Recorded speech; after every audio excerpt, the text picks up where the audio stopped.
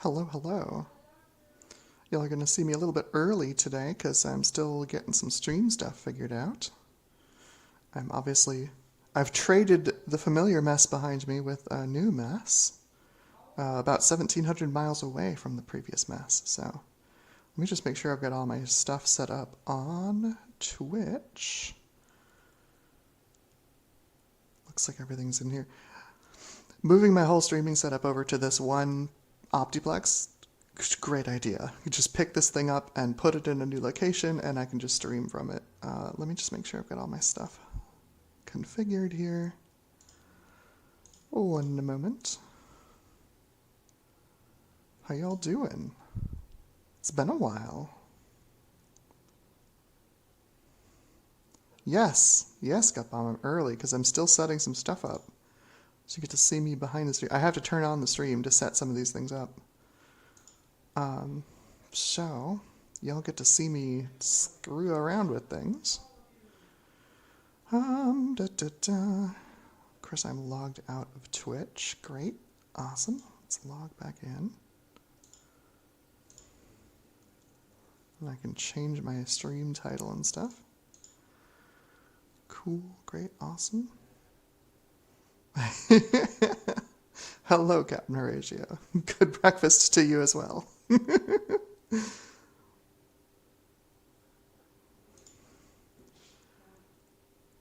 think that's in the creator dashboard.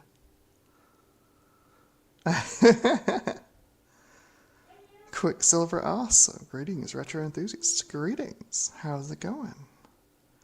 I have some changes I want to make to my stream, but I've been like pedal to the metal since I got here, since I touched down in the Pacific Northwest. I just haven't had the time to really sit down and make the changes. Where on earth is that? It's the stream manager, isn't it? Yes. Alright, I changed the name of the stream because it's not correct. Edit stream info.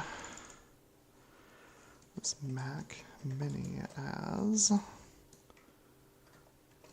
Global Talk Air.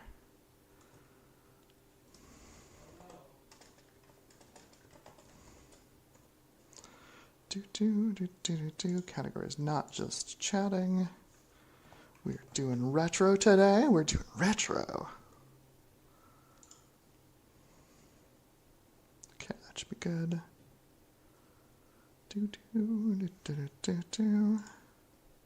Cool. Everything's Broken Garage. Hello, welcome. How's it going? Everything's Broken Garage says new office looks good. Thank you. It's still very much a work in progress. I have a bunch of boxes over there that need to get sorted out. But yeah, like behind me is my day job workstation, and that's like pristine. It's in perfect shape. I like it. So now it's this side of the room's turn. All right, so I think that's all good.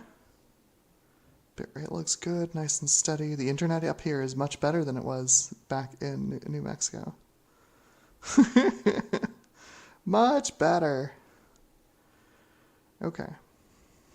So I think Twitch is all set up now. Oh, hello. Wow, a wild ginger's appeared. YouTube's giving me a warning. Why is YouTube giving me a warning? I have no dropped frames. Shut up, YouTube.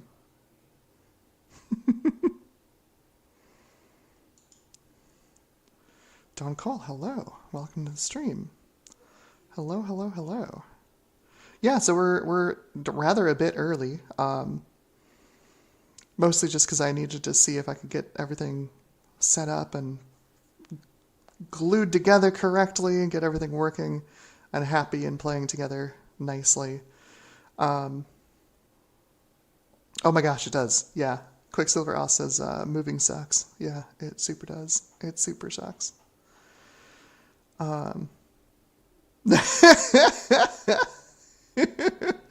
Captain Horatio says, what is that strange device behind you? I think it's called a printer?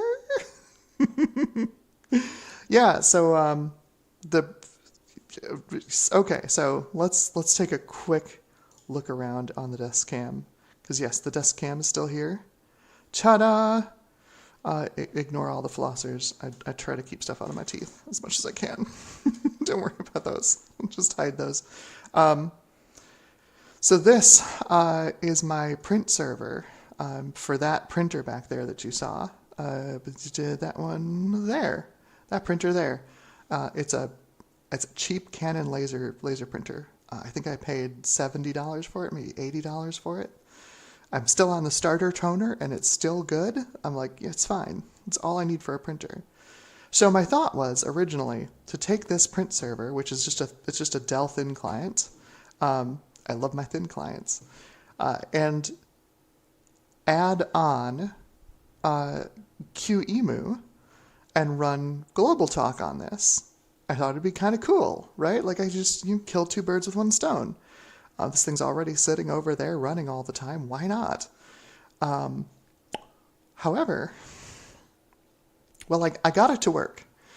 The reason we're having this stream is that this boots, because this is an Intel Atom. This is an original, like, first gen Atom 230, single core, hyper-threaded. It boots classic Mac OS in QEMU at about the speed of a wounded Mac Plus. It's real slow.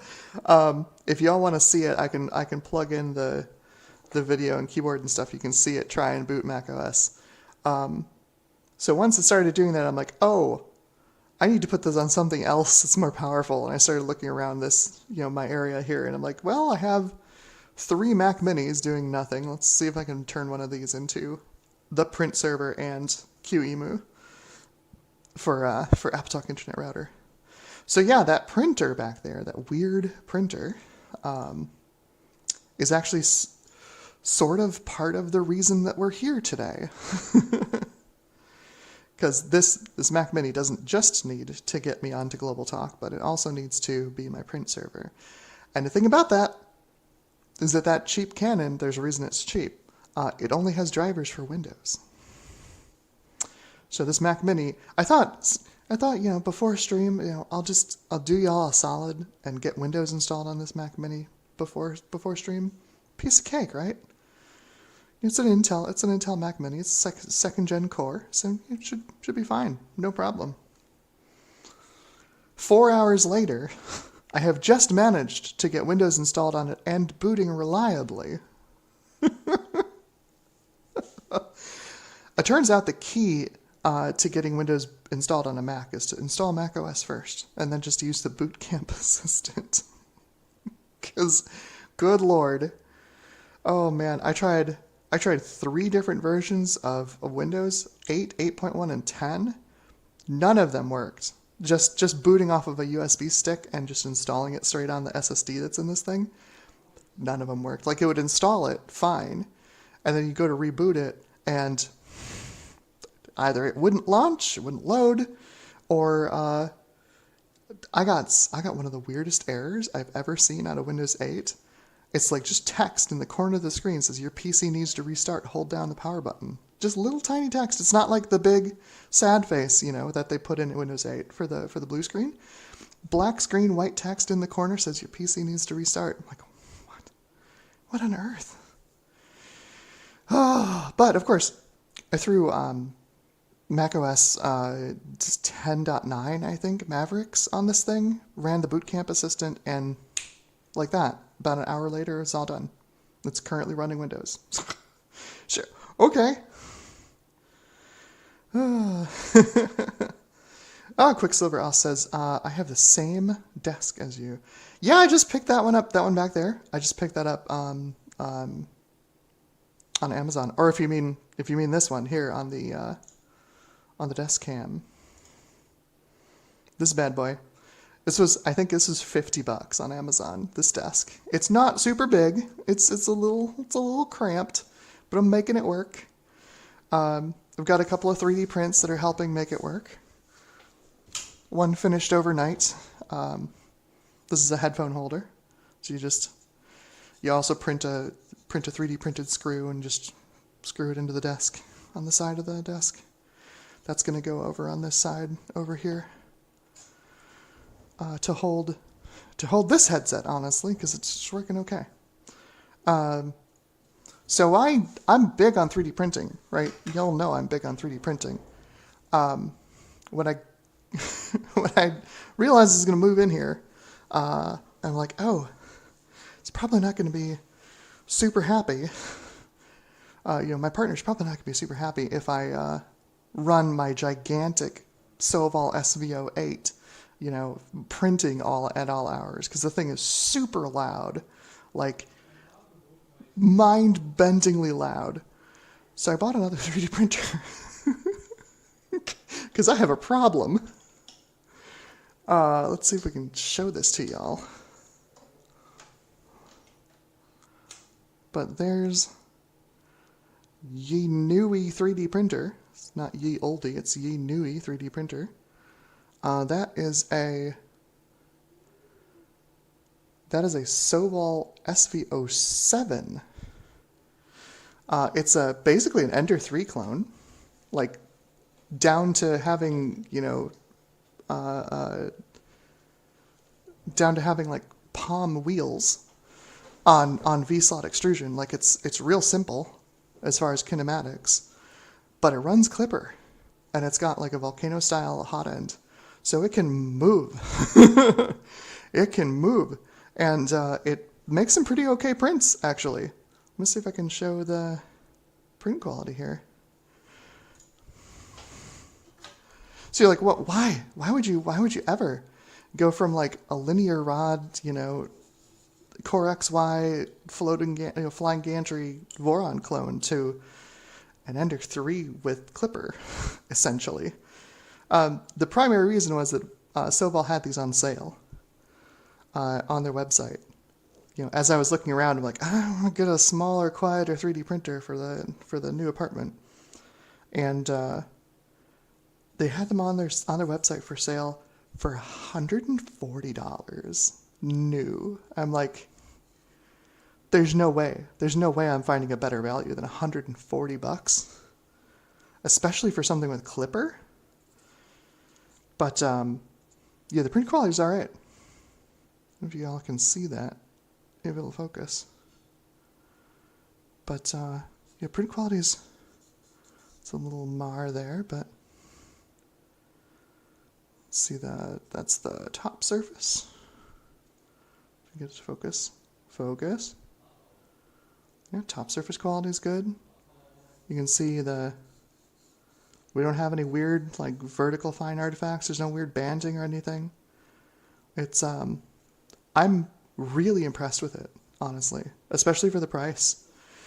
They keep fluctuating the price around, but if you're interested in a 3D printer that you like to that you're going to be okay with like playing around with, because it's definitely not a Bamboo Lab. This is not a printer that you can just get and use and not think about.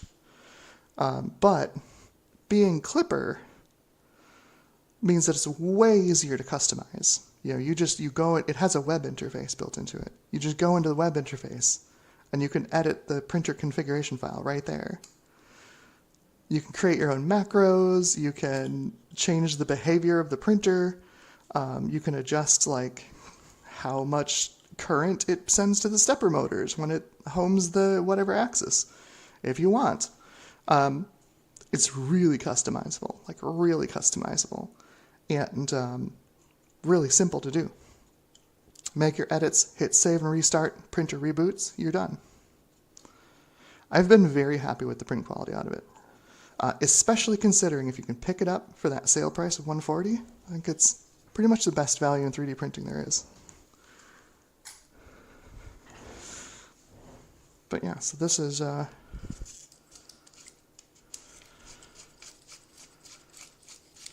that's the headphone holder. Ta-da! Like that. Just gotta get these little, I like to use the mouse ear brims. Keep stuff stuck to the build plate, but you can see like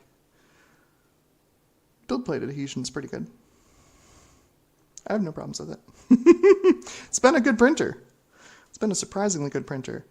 I'm working on getting I'm modding in MQTT so that I think it's through, I don't know if it's through Clipper or Moonraker. Moonraker is the UI that's on it. That's the UI that runs on the touch screen, and then also on the web. There's a Clipper screen that runs on the UI. I don't remember. I mostly used Marlin printers. Having a Clipper printer is weird, but very cool. It's not focusing. Come on, do the thing. There you go. It's been fun, honestly. This and the SVO8 having full Clipper installs has been pretty cool. It's funny because like they don't ship it with a webcam, right? So there's no camera with it by default. With any other printer, it's like, oh well, you're out of luck. Tough, no camera, no seeing the prints. On this one, they're like, Soval has instructions on their website to remote into the printer over SSH, log in as root, and compile the software for running the camera on the printer. It's wild. It's weird to think about, but like it takes 10 seconds, and then you have webcam support. You just plug the webcam into the touch screen on the side of the printer, and it works. It's kind of wild. It's kind of wild. It's been fun. It's been fun. All right, so I've missed everything that's gone on in chat. Sorry about that. Hello, hello, hello, hello. Don says flossing is important. I get to, like, I'll eat something, like a sandwich or an Oreo or whatever, and like I can feel it between my teeth, and it's just like bothers the heck out of me. How to tell you I'm autistic without saying I'm autistic. So I have these within close reach at all times. Get stuff out from between my teeth. I hate it.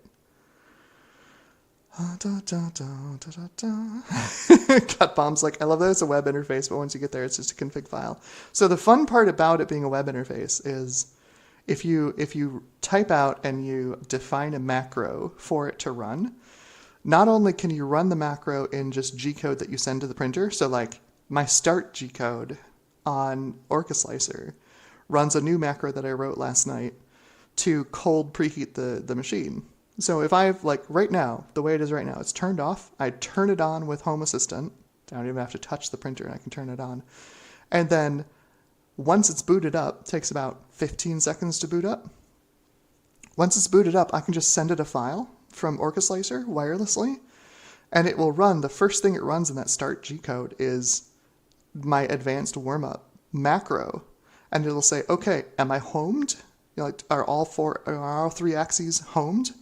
If not, I probably haven't been warmed up yet. So it'll home all axes, move the print head up away from the bed surface, and then start warming the build plate. And it'll wait for everything to warm up, and then it'll start printing. Because it's Clipper, you can just do that. And the other thing is, with the web interface, now that I wrote a macro for it, that shows up on the web interface. You can just click it and say, do an advanced warm-up. And it'll just do it. It's kind of cool.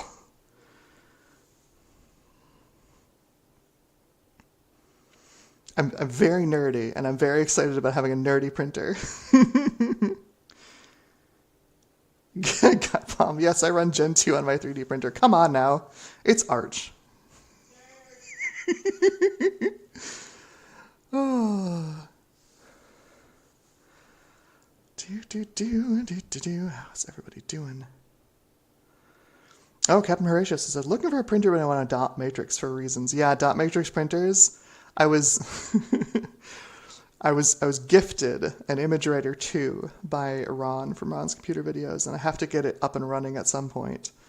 The biggest problem for me is like, where do I put it?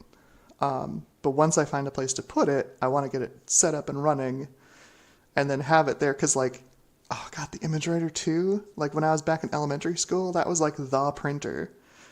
the school had maybe 24 of them just throughout the entire school. And just that warm up routine that it does when you turn it on, where it like homes the head and then like homes the ribbon, because it could print on a color ribbon, right? The Image Writer 2 could print on color, and it did it because it had black, cyan, magenta, and yellow on the ribbon, so it would like move the head around. I guess it would move the ribbon because the head wouldn't move, and that was how it would pick what color it would print on the page. But it would do that, like it would run over to the side of the printer, on the side of the carriage, and like bang against the end of the carriage so it knew where 0 was. And it would go back to the center, and then it would like do the same thing with the whatever held the ribbon. That noise that it made. I don't know whose video I was watching, but they were talking about like restoring an Image Writer 2, and they had their mic open at one point, and they turned it on, and it did that routine of homing the printer. And I was like, oh my God, suddenly I'm 7 years old again. Just like shot backwards in time.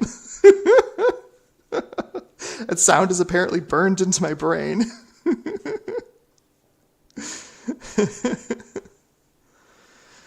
Oh, nice. Cass got modern Gen 2 running on a Quadra 650. That, I did that with, which one? With one of the Geodes. I got Gen 2 running, because Gen 2 is one of the last Linuxes that'll boot with a 486 level processor. That's awesome. That's awesome. I8386SX is here. Hello, welcome to the stream. He says, I use mine for most of my eBay packing slips. There you go. How else are you gonna, bang through a triplicate form, right? Ifrit is here. Hello, welcome to the stream, Ifrit. Ifrit says, I made the same print the other day. It's a good print. It's a good print. This headphone holder. It's a good print. Like it does the thing. It's got like little spots for your charge cables, and then the headphones go on top, and it just clamps onto your desk. Like, it's a good print. The person who designed this knew what they were doing. The only thing I wish is that the this top part here was, maybe bent down a little bit at the end. Maybe had a little more of a curve on it. Just because like I have one attached on this side of my desk, where my giant mouse mat is, and it just kind of like flops over the side of it a little strangely. But anyway, we're not talking about mouse mats and headphone holders today. We are talking about Global Talk. So, nice. Ifrit says, I just got new ink for my Image Writer 2. That's awesome. Captain Horatio says, the only 3D printer I've used is a MakerBot. I'm so sorry. They say 3D printing has come a long way. You're absolutely correct. It has come a long way since the MakerBots. Oof. Oof, oof. Those MakerBots. Oh, man. Oh, all right. So, let's go to... Thanks. Hey, David Starbuck is here. Thank you so much. Yes, I am. I'm settling in quite nicely. It's really pretty here. I missed green. I missed trees. As pretty as a desert can be, I did miss trees. All right, let's go to... We started in kind of an unorthodox way. But yes, this is the actual thumbnail for today's stream. Global Talk or Bust. We are going to try and get this Mac Mini to function as a Global Talk Air router. Air stands for the AppleTalk Internet Router, which is, it does what it says on the tin. It routes AppleTalk over the internet. I think originally it was meant to, like, if you had like a writer's room in one part of the city, and you had like a publishing office in another part of the city, and you had like an ISDN link, an ISDN link between the two or something, you could use that to, you could use Air to route your local Mac networks over the internet so they would be connected. I don't think Air was ever meant to do what the Mac retro community is currently doing with Air, which is basically connect every willing, able, and like-minded retro Mac enthusiast on the entire internet together in one giant AppleTalk network, which is honestly, I think, is freaking awesome. Freaking awesome. So how am I going to get this Mac Mini to talk global talk? Well, ironically, by using Windows. I've tried setting up global talk a couple of different ways. The easiest and most reliable that I've found has been through QEMU. The system emulator that everyone uses if you do any virtualization on Linux, you're using QEMU. If you're virtualizing x86 on x86, you're also using it with KVM.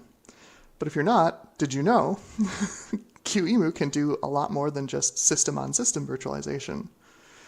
It can also do, like, it can emulate ARM on x86. It can emulate Spark on ARM. It can emulate Motorola 68K on pretty much anything.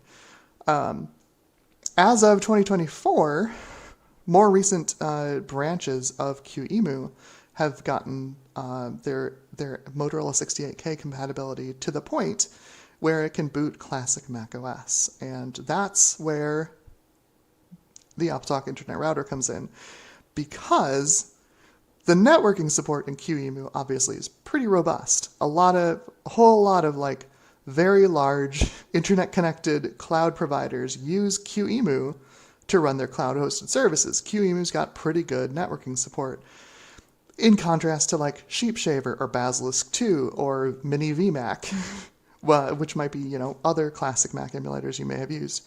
QEMU is pretty robust.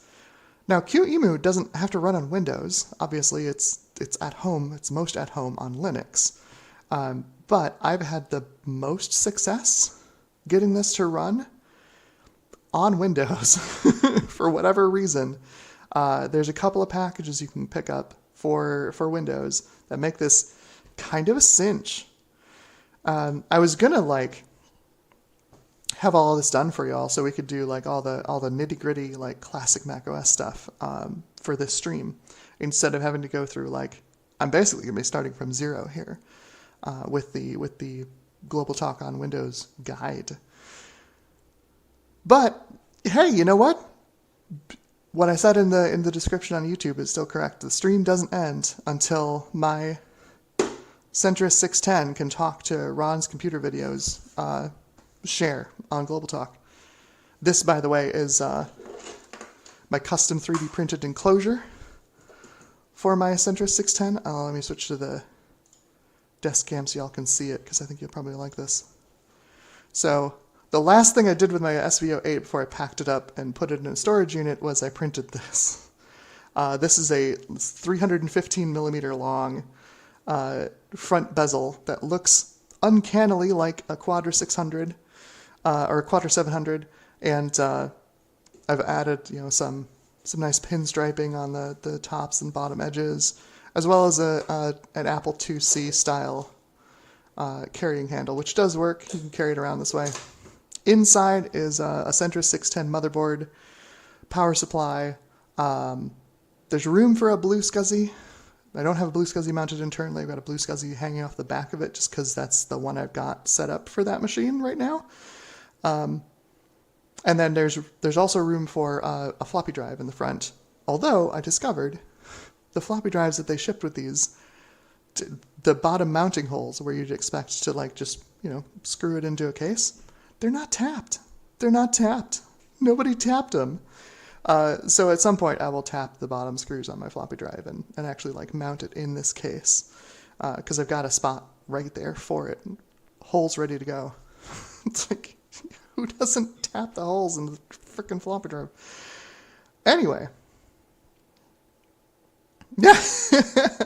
Captain Horatio says, I call Sheepshaver Sheep Crasher since that's all I can get it to do. Yeah, no, I've had zero luck getting Sheepshaver to do anything. Anything worthwhile. Alrighty, so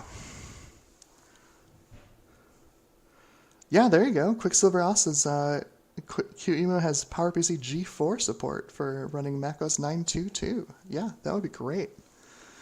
Yeah, yeah. So the other thing about Air, about the AppleTalk Internet Router, is it's real old. I don't know if y'all know how old AppleTalk is, but originally you're plugging in your AppleTalk stuff with things like this, plugged into the serial ports on the back of a Mac, and then you'd run some phone lines between machines, set up a giant hub network, just a giant just a giant bus topology for all of your machines, because like Apple designed these things to be networkable, but like when they were designing it, it was 1982, 83. Ethernet wasn't a thing. I mean, maybe Ethernet was a thing in, the depths of DEC or HP, but it wasn't a thing to anybody else, that's for sure. And it would be another at least 10 years before it became, anywhere near commonplace. Even in the mid 90s, a lot of places were still installing Token Ring. So we've got some legacy networking going on here. And when Apple wrote, distributed, I had never heard of this thing until the Global Talk stuff a couple of years ago. When Apple made Air, the AppleTalk Internet Router, I think the copyright date on it is 1987, I think. So like Mac 2, Mac SE, you're still looking at like, obviously internet is going to be a thing. So maybe you have a Mac 2 with an ISDN card in it, or a Token Ring card, or an Ethernet card, But you're talking like ThickNet, like the big thick coax cables for Ethernet at that point. And then what you do is you bridge it. You use Air to bridge it down from Ethernet or Token Ring or whatever to local talk, essentially. Basically. Now the thing is, and the reason that this works, and the reason this works in an emulator, is that you can choose Ethernet as your source and your drain, as your where you want your internet to come from and where you would like your AppleTalk to be exported to, and that's why this works in an emulator. So just by plugging in a machine to an Ethernet network and running, I think it's macOS. Like System 7.1, I think, is the newest you can use with the Internet Router reliably. I think a couple of folks have gotten it to work on 7.5, like early versions of 7.5. I think somebody said you might even be able to run it on 7.6.1, but I don't know. Basically, you can plug your local AppleTalk network into the internet. So that is the plan. That is the plan. Timo says early 90s. Yeah, no, like late 80s. Late 80s. We're talking like legacy networking here. This is... Yes, Gutbomb says up to 7.5.3, easy to do. Above that, you need to start hacking. And all of this, 68K only. Air is 68K. It installs 68K extensions into the system. It modifies the system file. It needs to be a 68K booting system, which is why we're looking at things like Basilisk 2 and QEMU to run these things as emulators, because PowerPC can't do it. Yeah, so that's the thing. Yeah, Gutbomb says there's disk images for everything. It's actually all easy. Like I said, I have it running on this thin client, but it boots up more slowly than a classic like Mac 128K. It's real bad. It's real slow. So with a system with a little more oomph, I'm hoping that I can make a functional Air system and get ye olde Centris, which I've been calling this my Mythintosh Quadra 600 since I made it. What I really want to do is figure out how to like get a multicolor print, get that Garamond font right on the front of it. Okay, so David Starbucks says, I wonder if I can get an emulated Mac on my Pi Mega to talk to Global Talk. Yeah, I think so. I think you can do it. I'm pretty sure the Mac emulation on Amiga is robust enough to run Air. I think so. Yeah.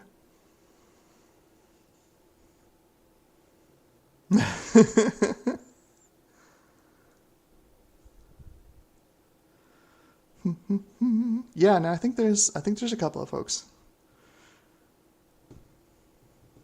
Okay, so yeah, Captain Horatio says too early for star topology. So there's a big Mac networking company back in the day called Farallon, and they did end up making a local talk router. Well, not router, local talk switch hub, and they kind of created a star topology for local talk when it was never designed to be a star topology.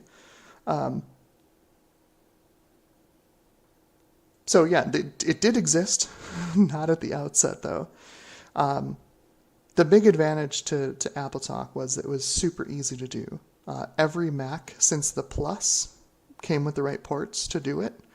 The Apple's original adapters used some weird cables.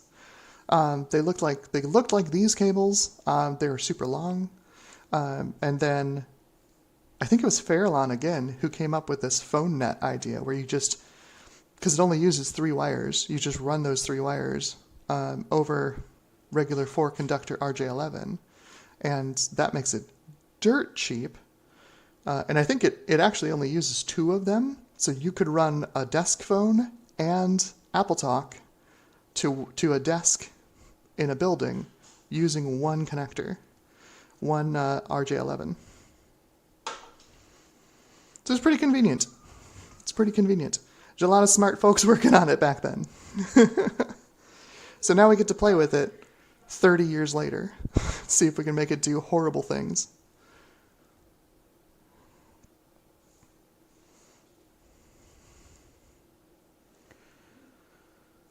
Rudy's Retro Into asks, maybe this was covered, but do you need a separate router for Global Talk, or can a separate zone be used? So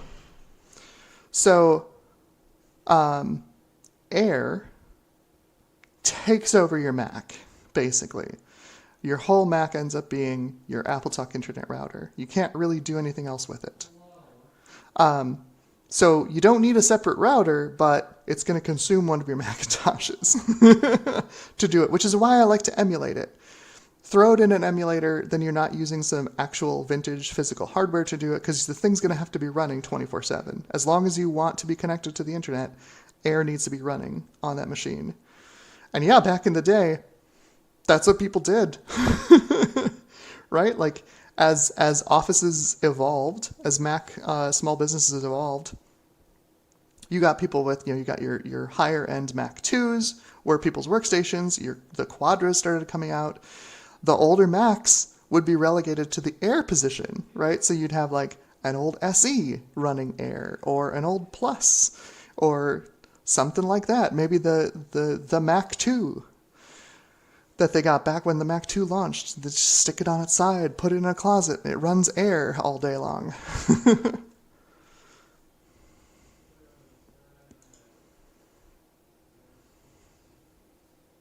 Oh, interesting. GutBombs is actually resources for the router are pretty minimal. I don't know, last time I ran it last year, it seemed to consume my entire machine. But we're going to take a look at it in like 5 minutes. So let's get started with that. So basically, I wanted to have a bunch of this stuff done and ready for y'all. And instead, here's where we're starting. The Mac Mini is running Windows 8. Which is the minimum version of Windows you need to use a QEMU new enough to do Air. And since this is a 2011 Mac Mini, things get a little weird when you try putting Windows 10 on it through Boot Camp. And as I was explaining at the start of the stream, not using Boot Camp on this, I mean, I spent 4 hours on it and I wasn't able to get it to boot Windows reliably. without Boot Camp. So we'll just live with Boot Camp. It'll be fine. It'll be fine. Don't worry about it. So the first thing I'm going to do is get a couple of packages we're going to need to make this thing usable in 2025, like a browser that's not Internet Explorer. Oh, God, Internet Explorer. Ugh. Okay, so Firefox ESR. This does need to, once we finish here, this does need to go back under my desk and be my print server. So I'm going to grab the printer drivers. 7-zip will help. Probably help if we can install QEMU on this. It's not currently installed. That should be it. So copy that and put it in the... Where did the USB drive go? There it is.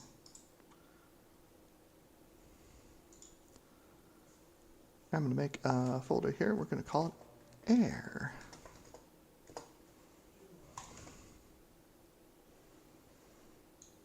Ifrit says, too bad Win 8 doesn't support WinGet. I don't think I've ever used it.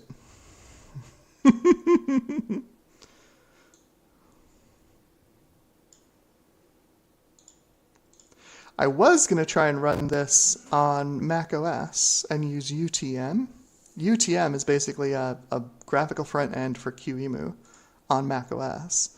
But UTM, like a lot of Mac development, it sticks very closely to the current supported Mac OS and current supported hardware, so I ain't working on a Mac Mini 2011, that's for sure. Their minimum requirement, I don't think they say it on their website, which is why I installed macOS on this to see if I could get UTM running. I had to download UTM and run it for it to tell me that it needs macOS 11.3 minimum to actually do anything, which is way outside of what this thing can run. Like, with some work, you can get it to run Catalina. Oh, boy. Okay, did I have... I thought I had some stuff for... Maybe I don't. Thought I had some packages for Air specifically, and it looks like I don't have them. We'll just have to download them on the Mac Mini. That'll be fine.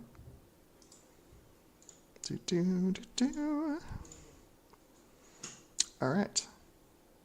Here it goes.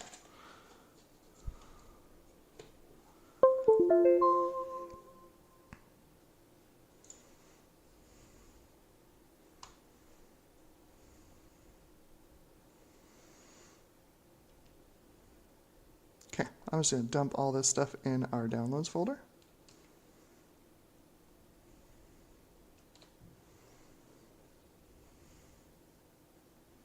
This is literally just, I installed Mavericks on this thing, ran the Boot Camp Assistant, and we are here in Windows now. Let's grab easy stuff first. 7-zip. Firefox. Firefox is interesting because, of course, Firefox will try to update itself, and it'll update itself past what will work with Windows 8. So you gotta install it and then let it run, and real quick, turn off automatic updates.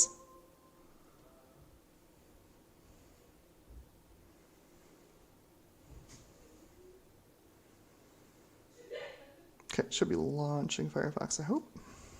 Maybe. Maybe not.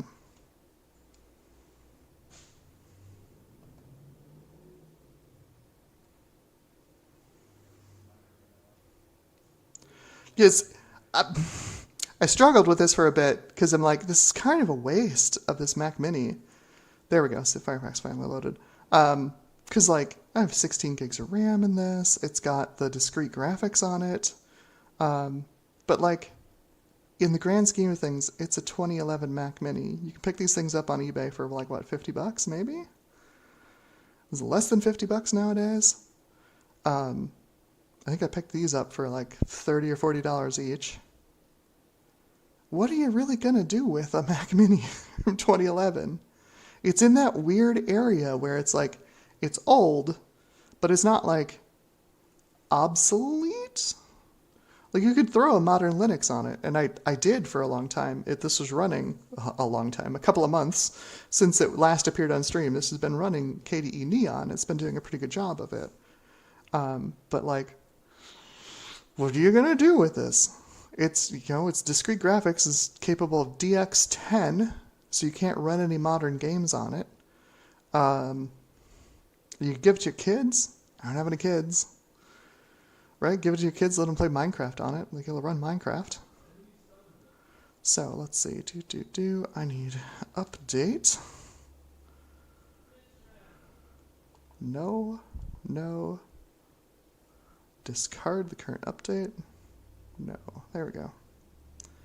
Okay. Auto update is off. Let's turn off all the frickin' ads. Good Lord. Okay. Remove the Amazon ad. Okay. So we've got a browser. Get this printer driver installed here real quick. No, I'll skip it. I'll do that later. Let's get QEMU installed.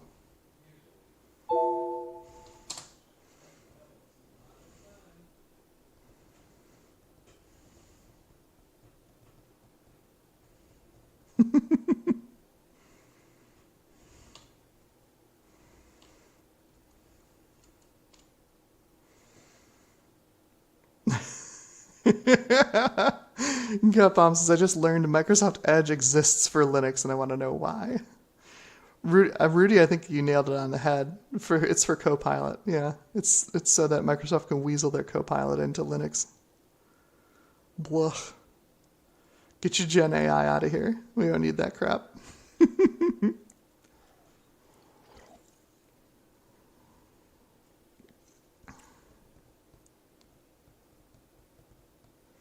Ifrit says the Mac Mini can run macOS 11 using OpenCore bootloader.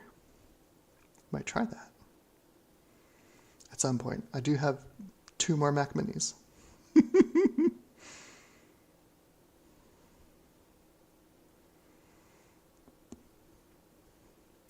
Okay, so from here, I'm working with, I think it's RetroTech Chris, who wrote the install guide.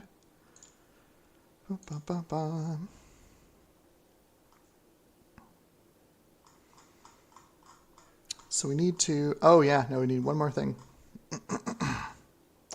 This is the part that usually gets folks, I think. So let's walk through this. Because we need, first of all, control system, advanced system settings, and environment variables. So we want to add QEMU to our path, and that's done here. If you missed that, that is run control space system, brings up the system control panel. Click on advanced system settings. It's where you would normally set like virtual memory and background processing stuff. There's a little tiny button that says environment variables. You click it, and you can change your environment variables just like you did in AutoExec back in the day. So we're going to edit the path variable. And what we do is at the very end, you put in a semicolon, which adds another entry, and you put in the path to QEMU, which should be C program files QEMU. And you don't need to put in quotes or anything. It'll figure it out. And hit OK. Now that's not going to take effect until you log out and log back in. So not a big deal. We'll reboot in a second here. So we've got the environment variable set up. So the thing that gets people caught out, I think, is setting up the networking. So let's do this. Let's walk through this. Pull up a browser here, and we need. So QEMU on Windows has no facility for setting up its own networking. On Linux, if you're on Proxmox, Proxmox itself takes care of it, and it does it through like setting up a virtual switch, and you have tap drivers that go into the virtual switch.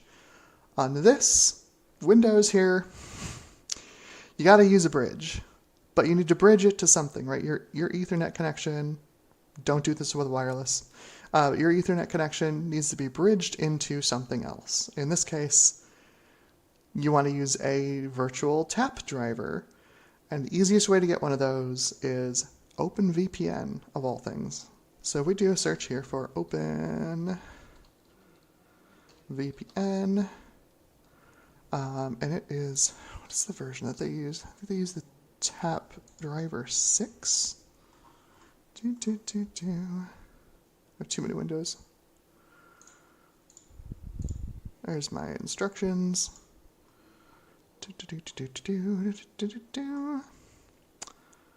Yes. So you should be able to just do a search from Google or DuckDuckGo or whatever for tap Windows 6 OpenVPN, just like that. Should take you to the GitHub. We'll skip the AI. Skip the AI, thanks.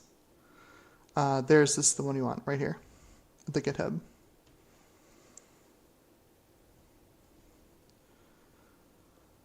So they have you go through, I think, the tags. Let me double check. Yeah, they go through tags. You can also go through releases. You want the dist folder, which is going to be zipped up. So let's go through tags.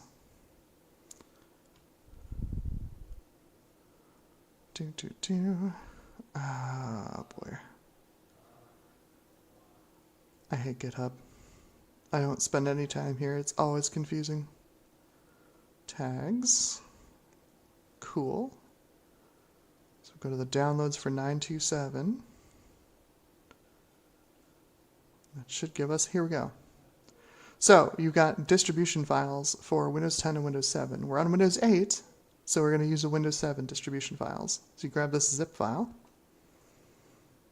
give it a download, and then unzip it. Now it's Windows, so you go to your properties first, unblock it. Thanks, Windows. And this is such a new install of Windows that I forgot to turn on file name extensions. So let's get that on there. There we go. Right, so we've got our dist.win7.zip. We open it up. It's just a folder. We'll pull it out into the downloads folder here. Not a big deal. We are looking for our architecture, which in this case is 64-bit, so that's AMD 64. Here's your stuff. What you want to do is open a command prompt from here. In Windows 8, that's a piece of cake. You shift right click, open command window here, you're done. However, actually I think you're going to need an administrative command prompt. So in most cases, you'll want to run your command prompt, tap start button on your keyboard, type in command, right click on it, run it as administrator, right? Now you've got an administrative command prompt, and you need to get to this folder. It's very simple. CD, change directory, put in a quote sign. We're going to copy this path. We're going to be cheeky, copy the path. Newer versions of Windows, you can just Control V here and paste it. Windows 8 and older, you gotta right click and paste. And that's it. Close the quote, hit enter, you're in the directory.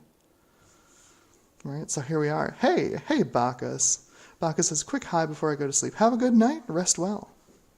Good to see you. All right, so the instructions in the guide, if you're following the guide up to this point, say to use devcon, which doesn't exist in Windows 8. I know, right? How much RAM are we using right now? Because I know when I boot it up on the thin client, it uses like 400 megs of RAM. I'm currently using 2 gigs. We've got some drivers installed, so that makes sense. But yeah, the RAM usage is so low. Love it. I miss Windows 8. Oh, Windows 8 was nice. All right, so the instructions say to run a devcon command. The thing is, on Windows 8, devcon doesn't exist, but this little exe in here, tap install, does the thing.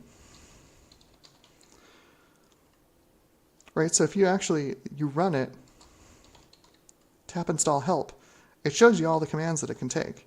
And they're all devcon. They're all devcon commands. It even says so right at the top of this. If we go up here,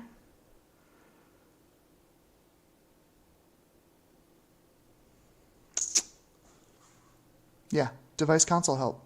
This is your devcon. So we can use this and basically do the exact same command that's in the guide. So it is tap install, install.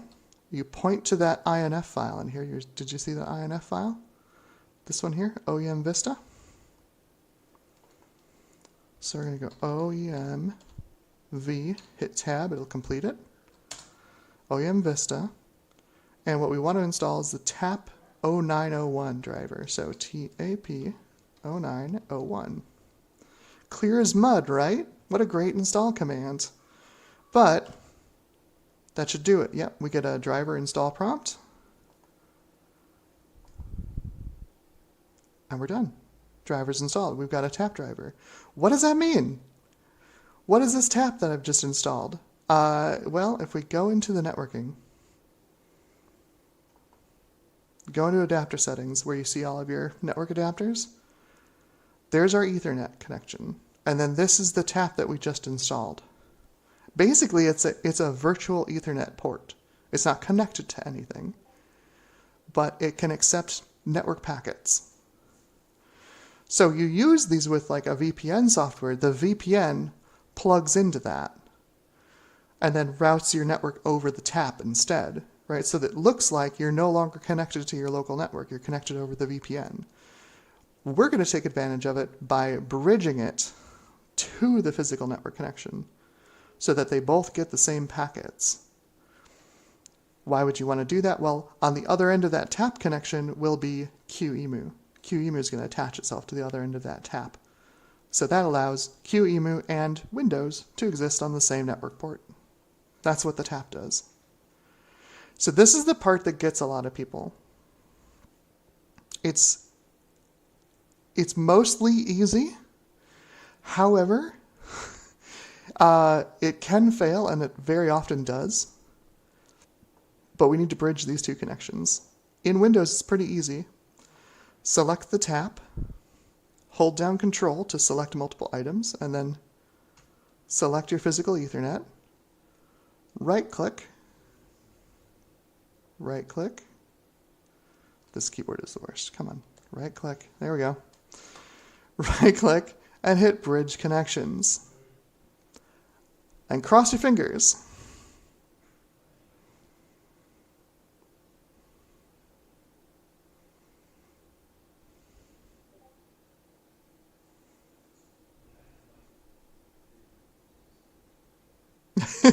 Dave's Vintage AppleTalk says mud is clearer. Yeah, this takes a while.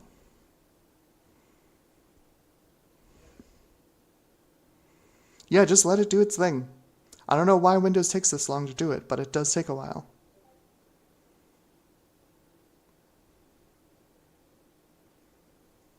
There we go. Ta-da! So here's our bridge, and this should be connected if we go to Properties. Yeah, you can see we've got our Ethernet and our tap, which I forgot to rename. But we're connected. We've got all of our normal network protocol stuff on top of it. And if we do an IP config here, we've got a valid address. 10.00.128. Cool. We've got a working tap. We've got a working bridge. Let's see if I can rename this after I've made the bridge. Will it let me? Will it break the bridge? I'm going to call this QEMU tap 1. Hopefully that doesn't break that. It should be bound on the backside using its unique identifier that won't change when you rename it. But you never know with Windows. You really never know. So that's the hardest part, honestly, is like bridging the connections, installing the tap driver, and then bridging your connection. From here on out, it's basically smooth sailing. So let's get the Global Talk disk images.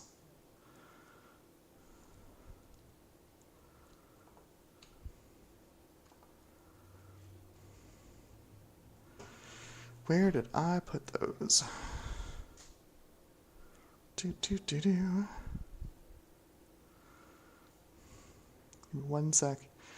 Does Marchintosh.com have them? Probably not.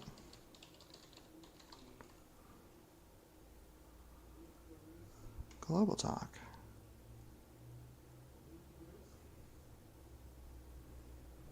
We've got pre-made drive images. These are very old. These are very, very old drive images. Well, no, they're supposedly March 1st. Let's give it a try.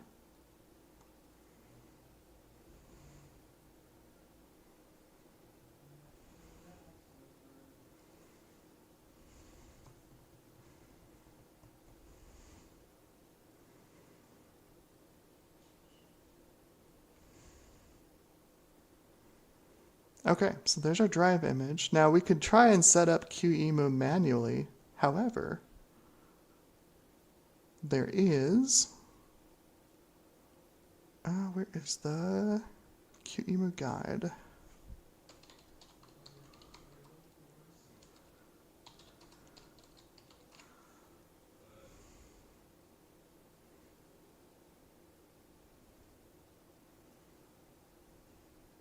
Nice.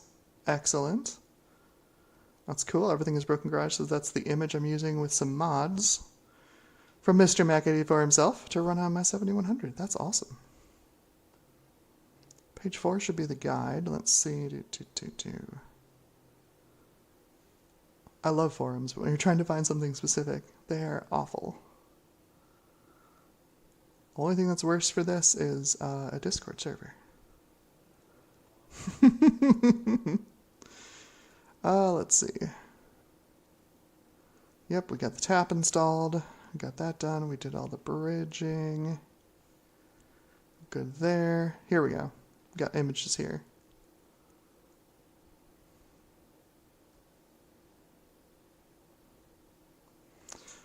The Global Talk setup files from WASFest headquarters. So this will give you like all the stuff you need to boot QEMU as basically a Quadra 800, which is pretty great.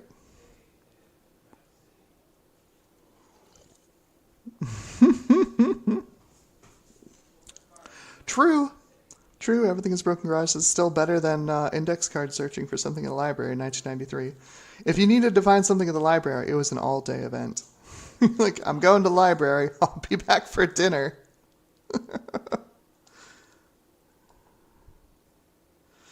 All right, let's unblock these zip files, and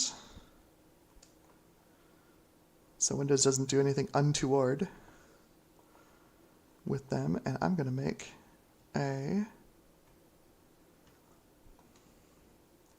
to do this all on a touchpad sucks a lot. New folder. Let's call this air. Let's dump our stuff in there.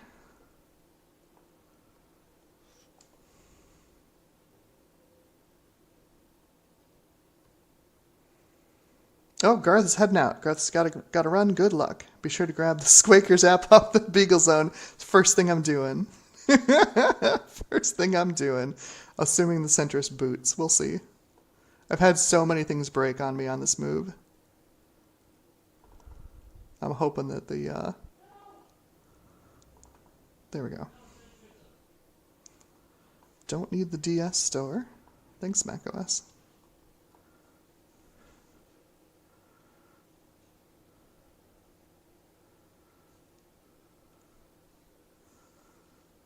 Yeah, but like if you need, Dave, if you needed like one specific thing in some nonfiction book somewhere, like, yeah, the Dewey Decimal System will help you find the subject matter. And now you're in a shelf, right? You've got big shelves next to you. You're looking at maybe a half a dozen books, maybe a dozen books. in the subject matter. Like, all right, where's this thing that I need? Take a book down, paw through it, see if it's okay. Nope, put it back, take another book down, paw through it. Is it? Yeah, nope. It was an all-day affair, I'm telling you. You wanted to get anything out of the library. Not that it was bad, like this is the best we had at the time, but like, it was an all-day affair.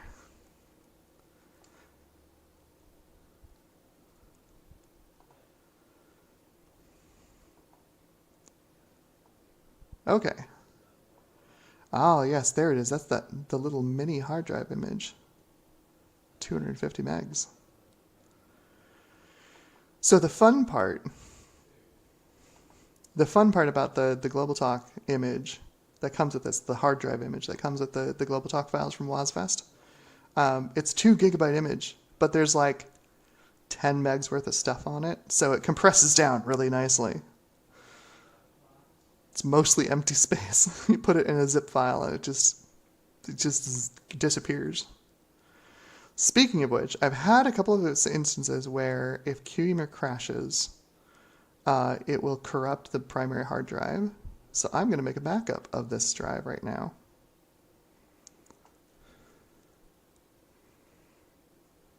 We'll do that first.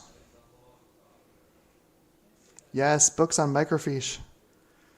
So I work in enterprise content management. That's my day job. So I still deal with microfiche today in 2025. Believe it or not.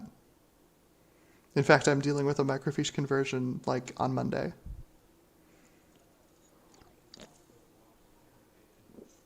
We poo-poo it, but like, this is stuff that can survive 100 years on a shelf, you know, assuming it's relatively cool and dry.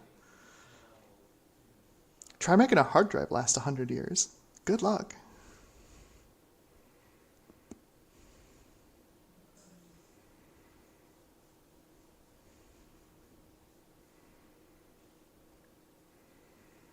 Yeah, honestly, like I'm thinking about how we can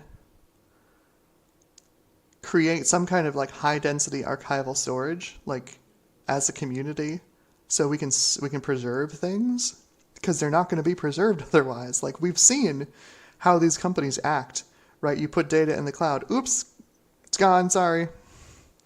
Hope this wasn't your only backup. Oops, we got hacked. Sorry, there goes all your data. Like, there's got to be a better way to back stuff up than what we're doing right now. Like, there has to be a better way. Like, if we can get it, like, everything's broken garage etched in crystal plates.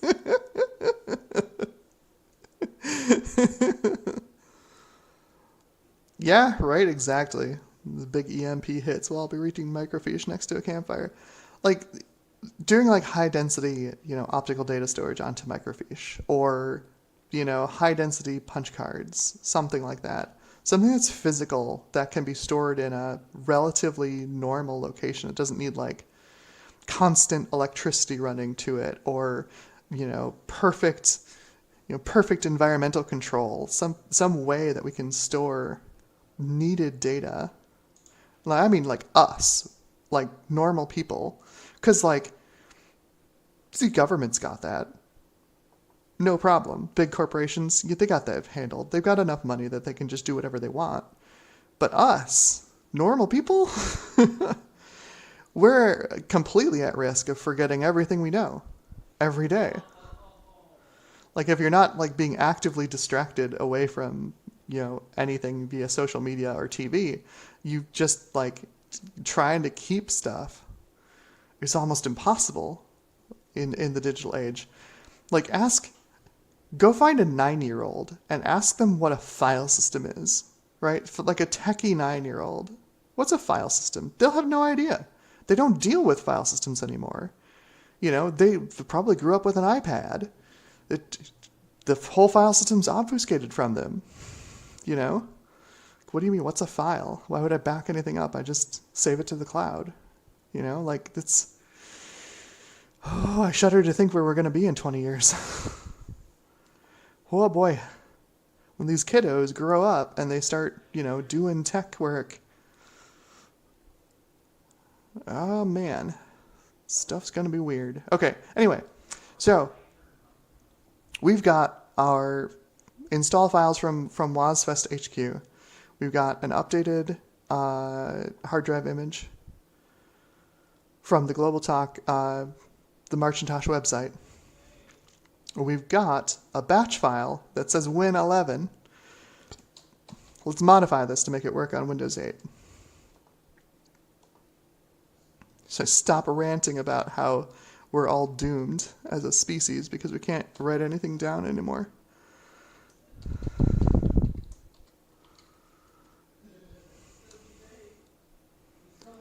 Shift F10. Let's edit this. All right. So you might notice there's some weird characters in here, right? What are all these carrots in here? And you notice if you press arrow key on these, there's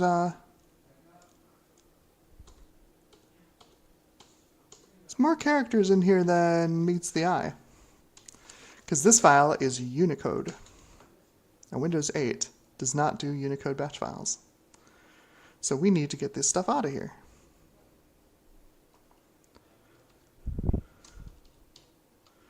The way we're going to do that is you come over to one of these carrots, right? And you'll see there's an invisible character between the caret and the next character in the batch file. So we're going to come over to the left side of this hyphen, hold down Shift, press left arrow 3 times. It looks like we only select 2 characters. We're going to copy that. We have selected 3 characters, even though it only looks like 2. We go to Replace.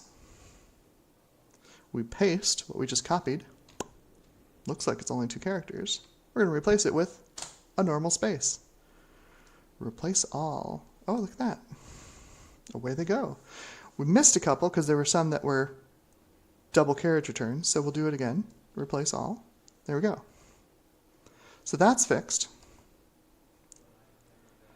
Technically, this should just go at this point. We'll save it. This should just run. Let's see if it does. Who wants to take bets on this just running? Oops. My Windows 98 is showing. Just tried to load the command prompt by typing command. Oh, yeah. All right, so let's go to our air directory where we were.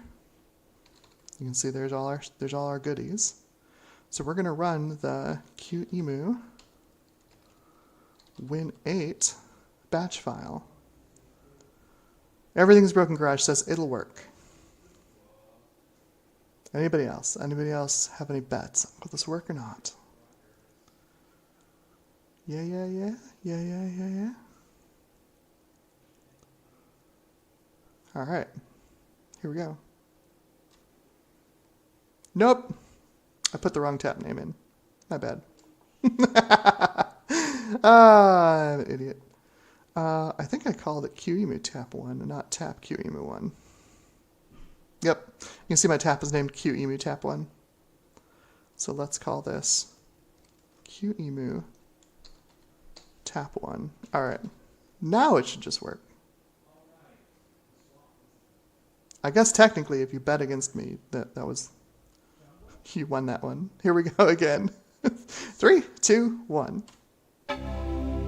We even get a boot up chime. It's much too large for this display. We can adjust that though.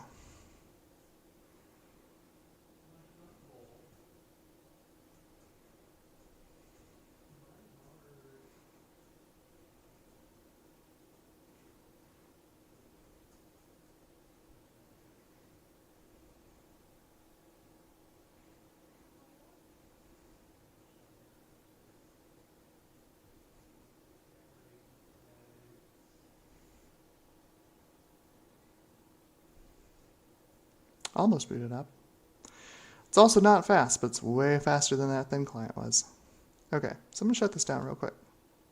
And let's change that screen resolution. Holy cow.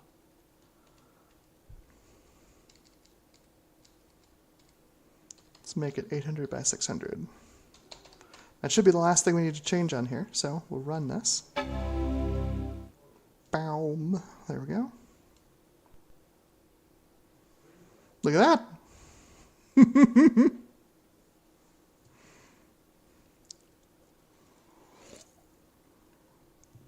Much quicker to boot the second time. Okay, and we've got a vintage Mac running in Windows. Oh, this freaking touchpad is so bad.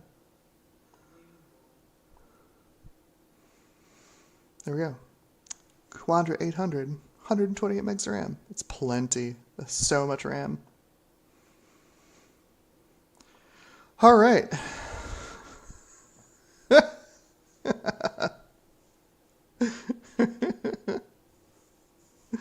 How to survive an apocalypse. Encrypt using random hashes based on goals in a pen. Right? Gutbomb says running Mac OS on Windows on a Mac. It's wrong. It's so wrong. Okay, so I browsed around this, and I don't think there's a like benchmark software on here. If going to utility is, yeah, there's no benchmark software in here. Not even an old copy of Speedometer. And yet there's Bolo. Oh, Bolo's great.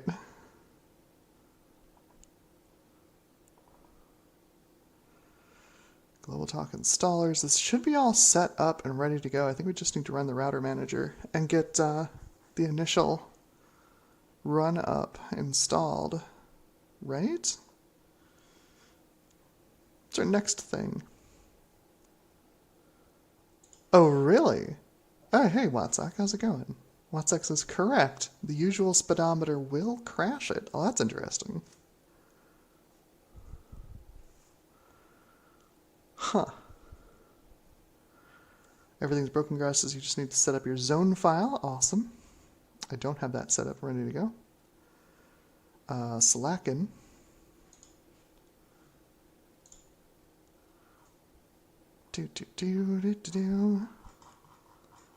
I'll run through this here real quick.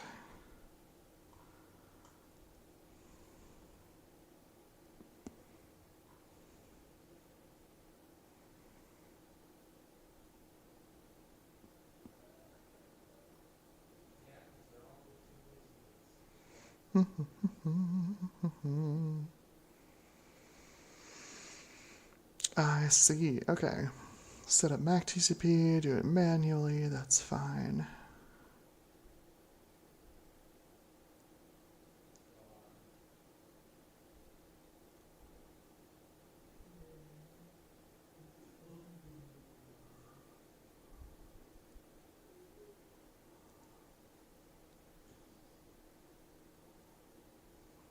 Okay, well, let's continue. Mac TCP. This seems like this is running at 640 by 480, not 800 by 600.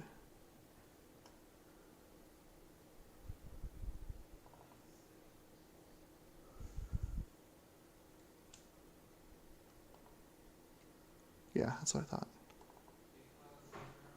Is this going to crash the emulator? Is there still the bug with QEMU if you hit restart it doesn't work? I'm just going to shut it down, just to make sure. Yeah, there we go. Okay. Now it's 800 by 600. That's better.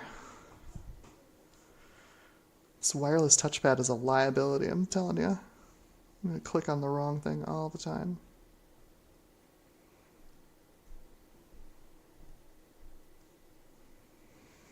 Okay. So we need to set up our Mac TCP and our AppleTalk.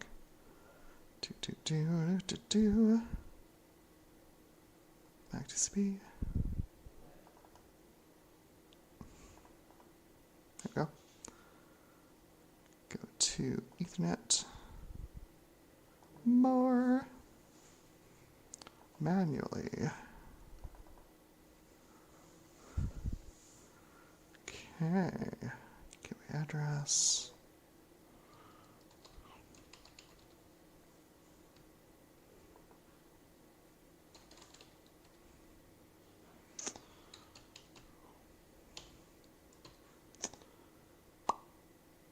I've got a DNS server on my Home Assistant that I think I'll use.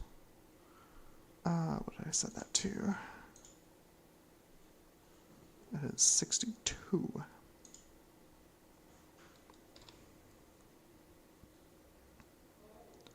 Default.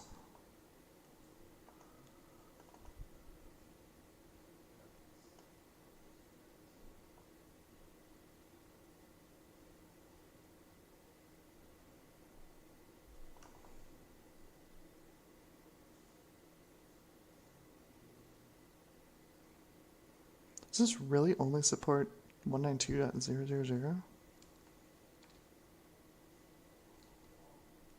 Oh man.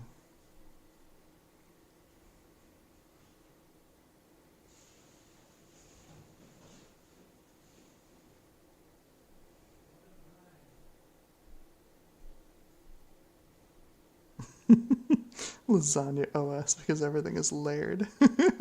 Hello, Johnny Chang. Welcome. We are doing horrible things to a Mac Mini. Horrible, horrible things. Like running Windows on it so we can emulate a Macintosh on it. Because that makes sense. Let's see. What on earth does it want for net, subnet, and node? This is like early Ethernet terminology. Boy, what on earth does it want?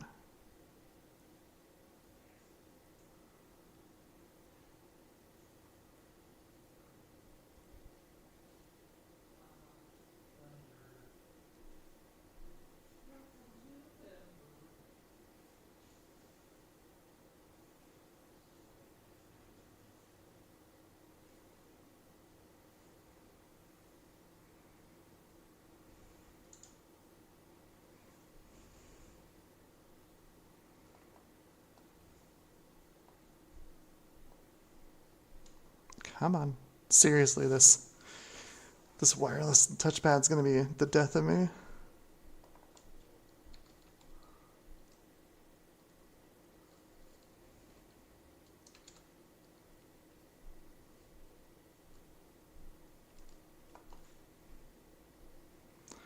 $10,050. Let's see if it'll work.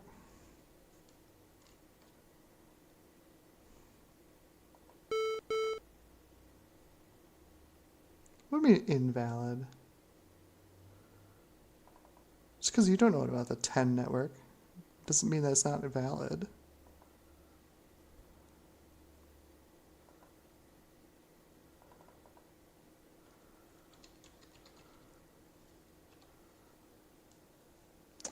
Okay. Everything's broken, garage says I had to upgrade my version of Mac TCP to get proper modern subnet support. Okay. I'm gonna have to do the same thing. Because this only supports 192. It's only knows about Class C. I only knows about 192 is the only Class C. Okay. I don't want to reboot. Seriously, wireless touchpad is the worst.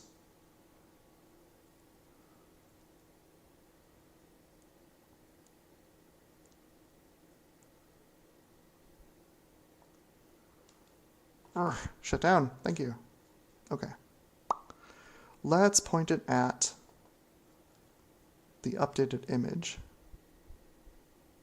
which I believe is this one. Yeah. Let's call this AppleTalk HD. I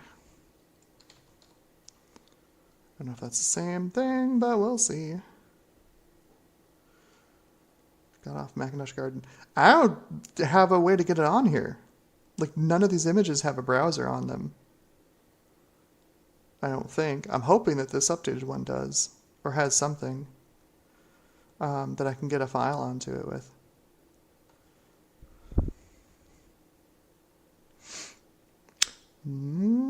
be. I need to put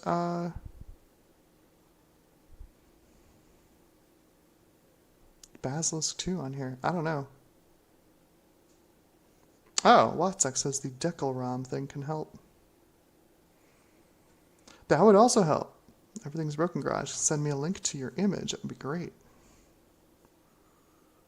That would be fantastic. Let's see if I can get this set up.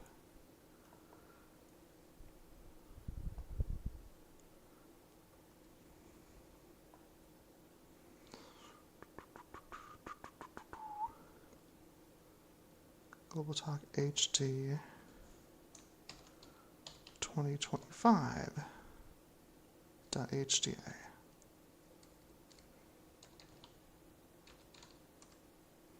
All right, let's see if this works.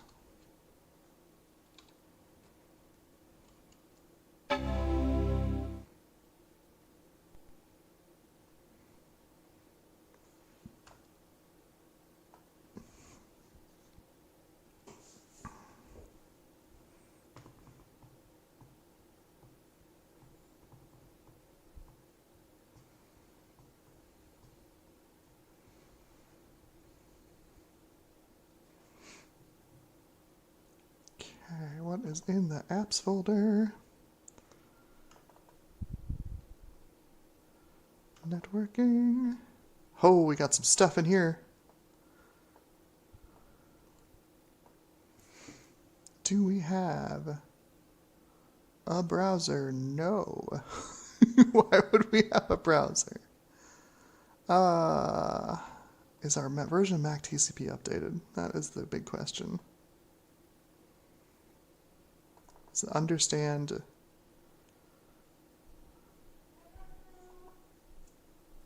Does it understand 10?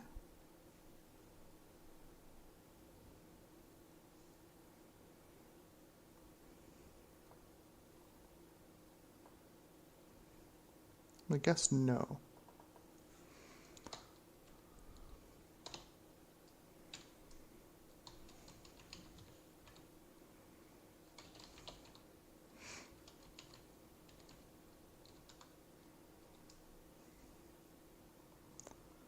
Default. Okay.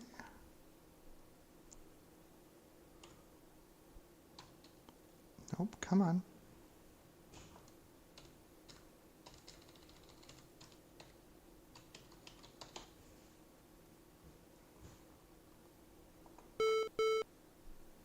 Nope, this one still doesn't know what a 10 address is.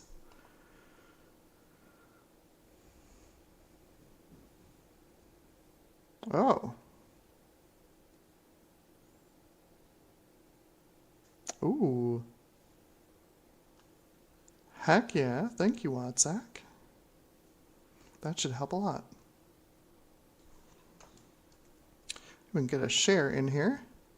We can throw images inside of it, or throw files inside of it. Okay, so let's see.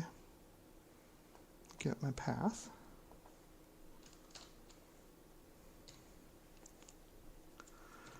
Okay, come on. Come on, there we go.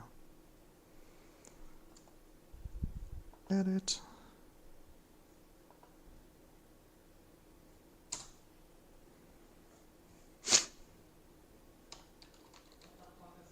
Device. New bus. VirtIO. MMIO. ROM file. Decal ROM.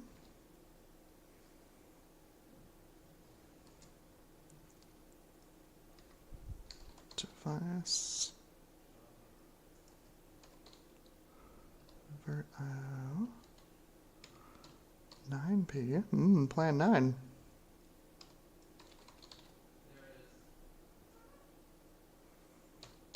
FSDev. Feckintosh? The device, the file system device is Feckintosh. Mount. Tag.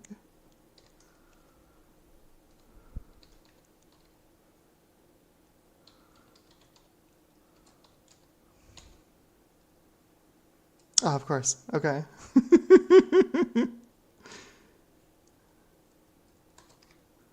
File system device. fsdev local ID. I gotcha. So point back to the Macintosh. Security model. None. Good. Path equals. Can it handle quotes in there? If not, I mean, it doesn't have any spaces, so it should still work. Hello. Alistair Gonzalez? I'm sorry, I can't pronounce your name. Okay, can't handle quotes. All right. Hello, welcome to the stream, by the way. Trina's also here. Hello, Trina. Welcome. All right, well, let's see if it works.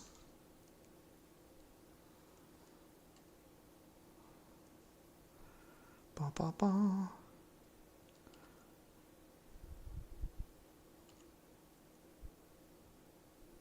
No. FSDev support is disabled. So this version of QEMU does not like it. Do you have a special version of QEMU that you're using?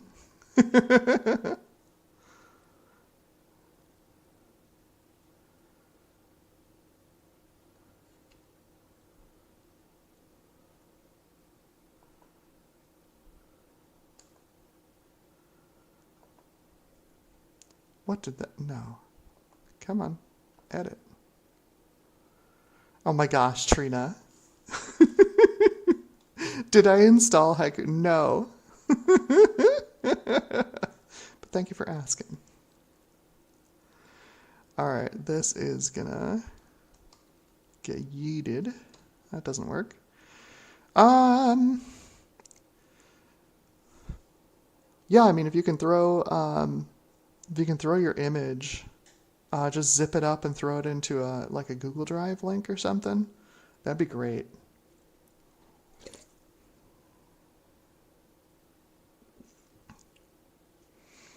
I have not. I apologize. I've been very bad about checking my email.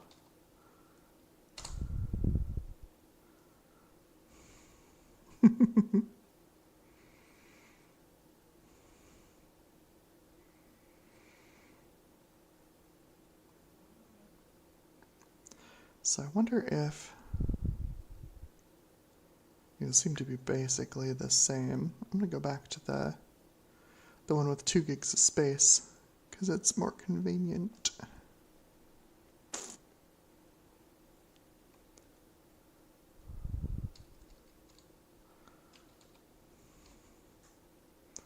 All right. What? Oh, right. It's .image, not .hda. Oh, crying out loud.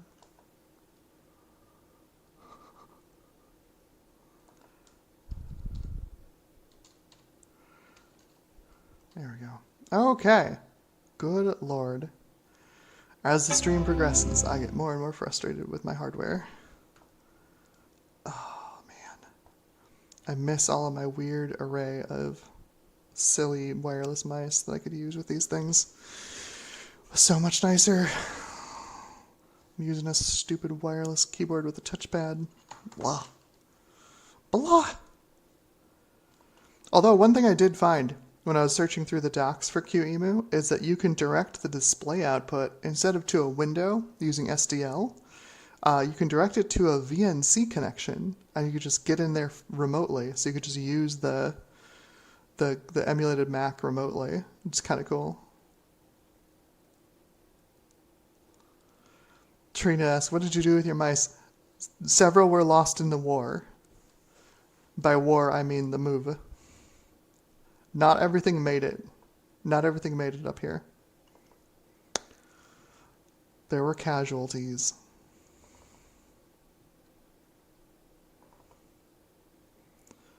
networking. Yeah, like we've got Time Lord on here for doing NTP, but we don't have like, I don't know, Netscape to like grab stuff off the garden. These This is my issue with doing air last year, is that like the images don't have anything useful on them. Oh, we've got fetch, but are there any FTP systems anymore? Anywhere? Can I even get to an FTP system through my carrier grade NAT that I'm behind? You know, like,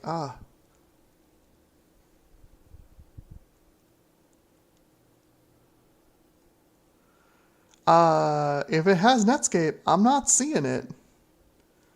So it's not under networking. If I open up utilities, oh, geez, this frickin' touchpad. It's not under utilities. We've got two things in utilities. Good things to have. Disk copy and res edit. Do we have stuff at Expander? That's good. We've got Bolo. No Netscape. Where the heck?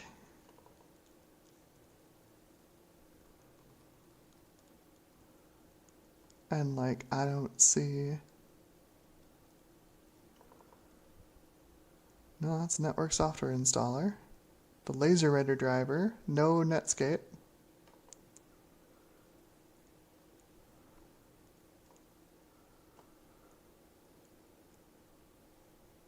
Oh, fantastic. Thank you. Sent it to me on Discord. All right. Let me fire up my Discord.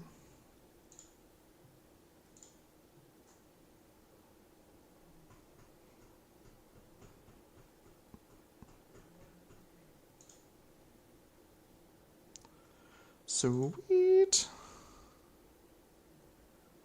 Yeah, if this has Netscape on it, like this should be the default image.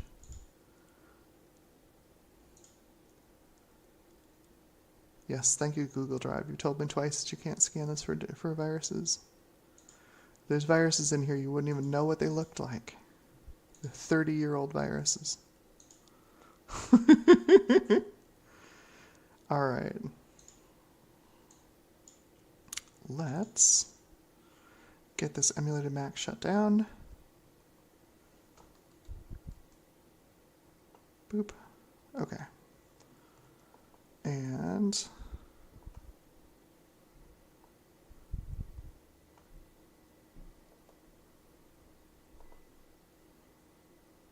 beautiful. USB stick.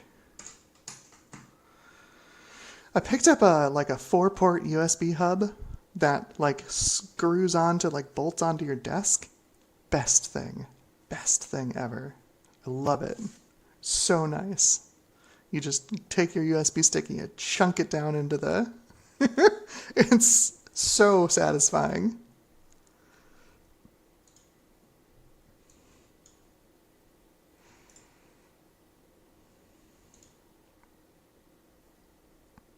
Okay. I'm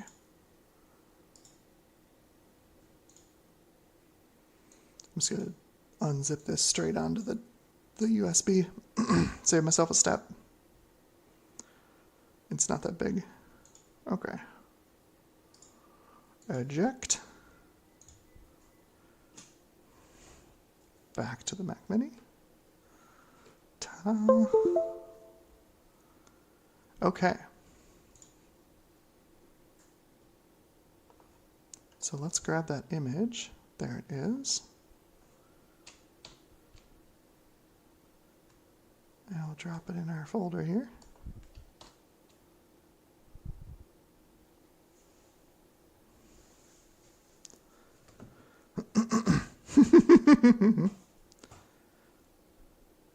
Yeah, that's the thing. that's the big problem. The version of Mac TCP that's on it doesn't understand what a 10 network is. Right? Because the whole LAN in here is 10.0.0, and this old version of Mac TCP has no idea what the hell that means. Not a clue. All right. So I'm going to call this Global Talk HD. Everything's broken garage. And I'll make it a .img so I don't have to rename this stupid thing all the time. Okay. Let's throw that in our batch file and see what happens. No, god damn it. Oh, this touchpad. I hate this touchpad so much.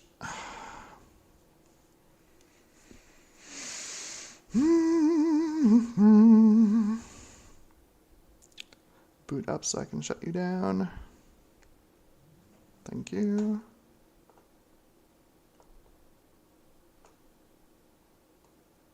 Let's try that again. Right click, edit, thank you. Okay, Global Talk HD. Everything's broken garage. Now let's run it.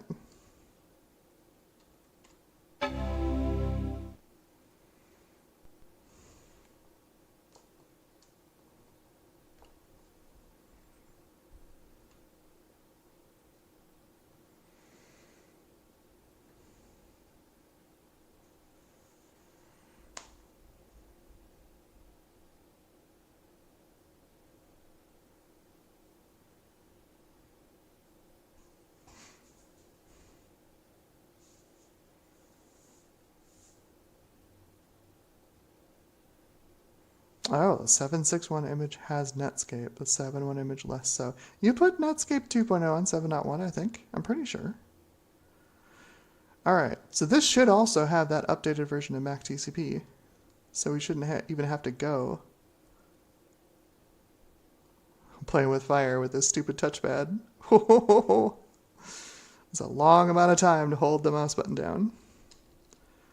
Okay, let's give it .50.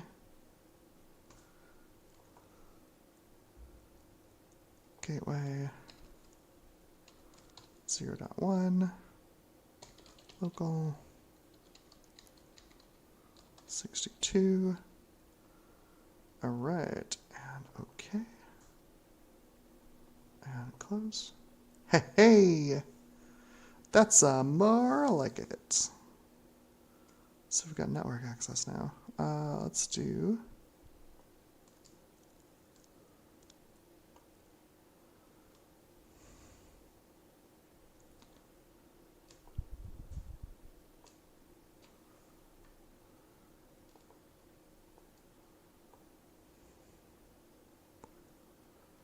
TCP, Oh yeah, no, we are. Oh, we do have a network control panel. I was gonna say, we're open transportless. We're on EtherTalk, good. Boop. That doesn't work. That doesn't work. Okay. No command W. All right.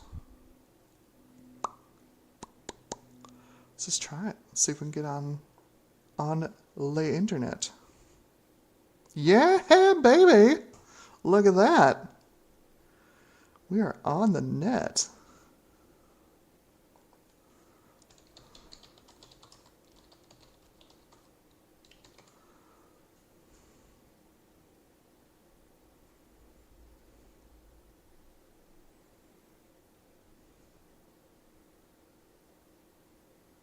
Heck yeah.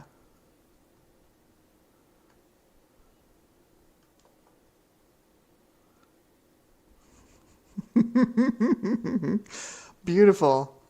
Beautiful. Okay, so next up. So this should have like the Global Talk file all set up and ready to go, right?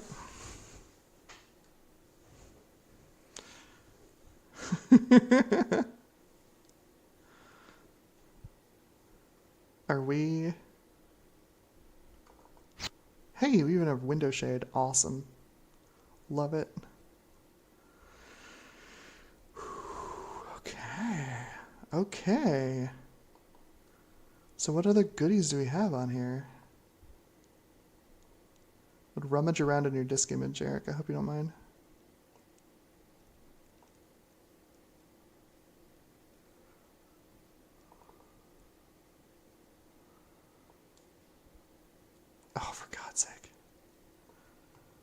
This freaking touchpad, I'm telling ya. We got kid pics. Heck yeah. Oh, I know where this stuff came from. This looks familiar. Word 4, but not the objectively best version of Microsoft Word, 5.1a. Yeah, Photoshop 251 and Photoshop 1.0. Yeah, I know what image this came from. Yep. Yep. Oh man, this freaking touchpad. Karina says, how do you really feel about the touchpad? I would like to throw it into the sun. That's what I would like to do with the touchpad. All right. Do we have one of those cool, like, local talk browser utilities on here? We have global talk utilities folder. Can we see if we're connected to the global talk? Are we there? I would think we're not, because I don't see the router running. Yeah, and we don't see any zones, so no, we're not there. Okay, so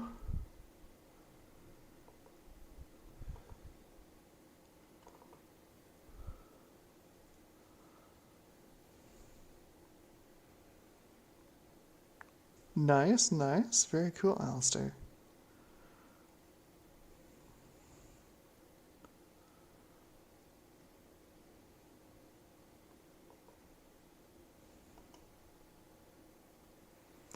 Okay, way off the beaten path now. Like, where is my guide?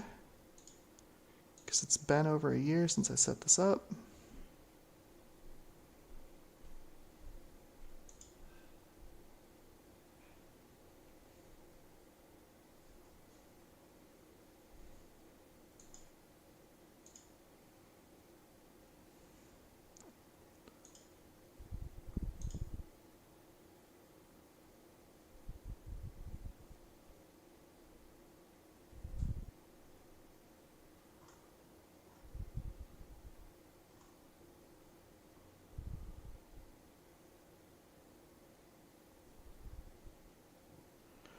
Okay.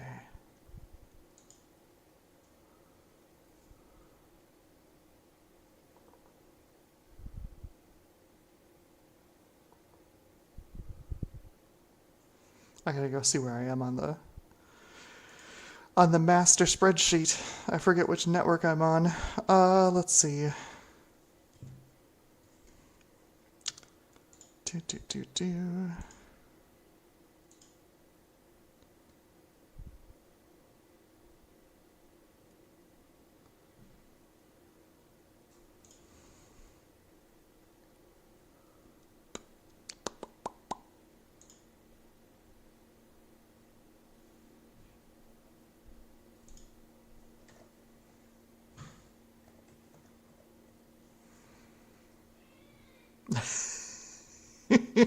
I forgot about that. I can't believe I got away with that. I'm sure someone else already has this zone, but I should be network range 42. The answer to life, the universe, and everything.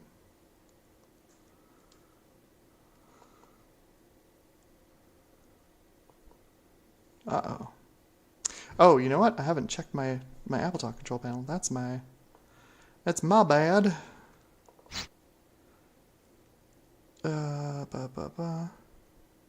Where is the AppleTalk control panel?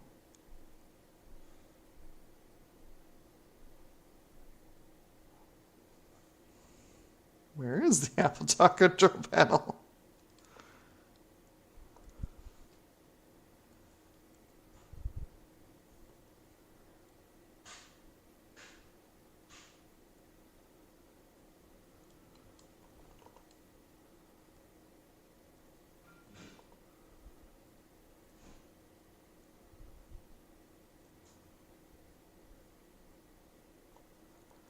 On a network with no zones.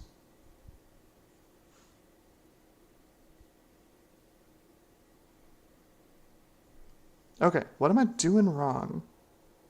Says the internet router is off.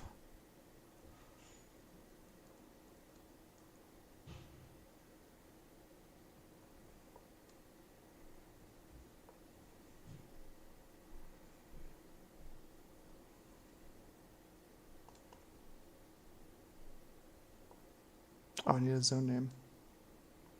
What did I say in the spreadsheet? And the check amber zone.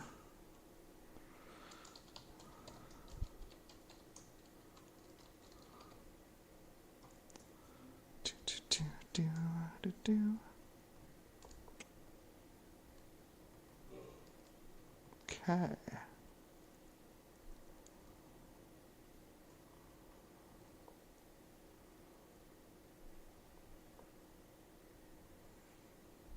Oh, right. Don't have the startup document.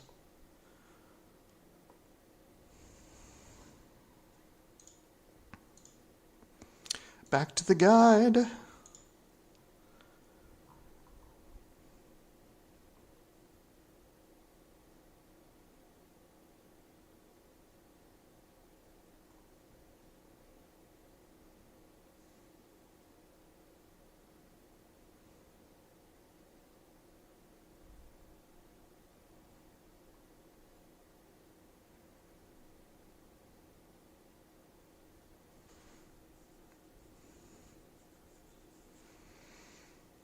Okay.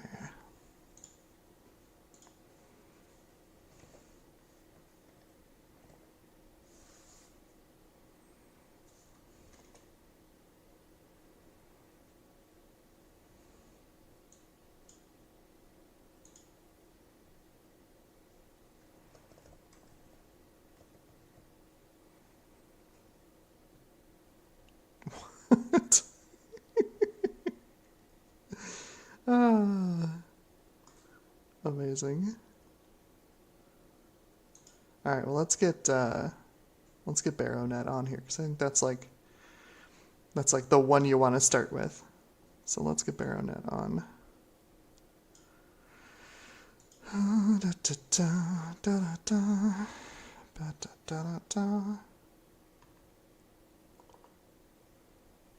Okay.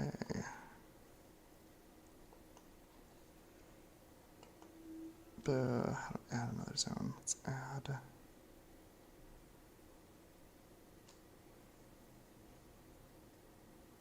Add it by IP address.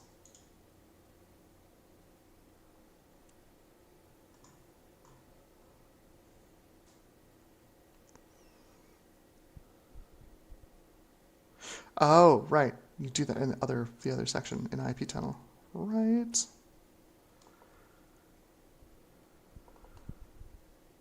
Here we go.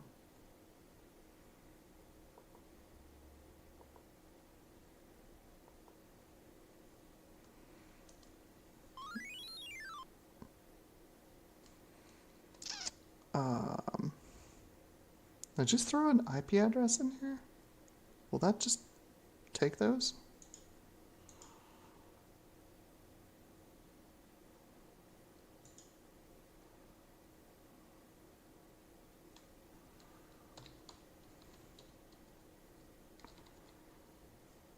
How's this whole one? 105.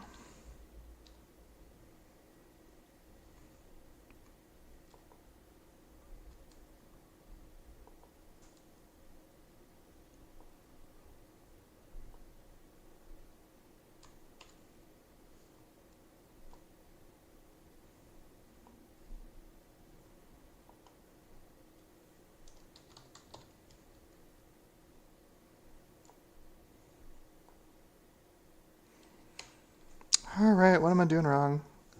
Y'all, please help me.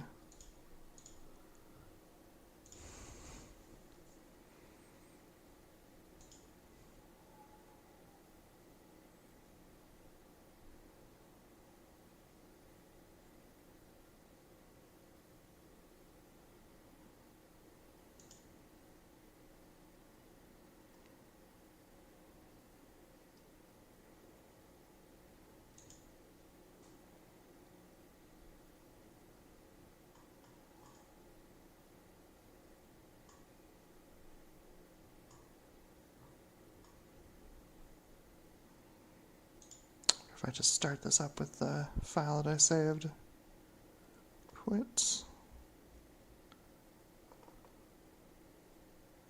Can you find the file now?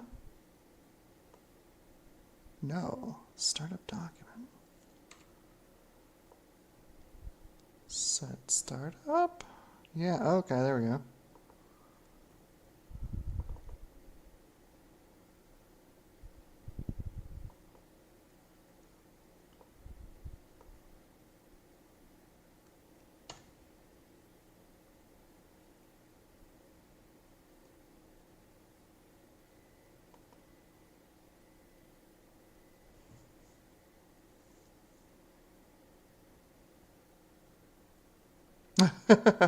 Welcome back, Rudy.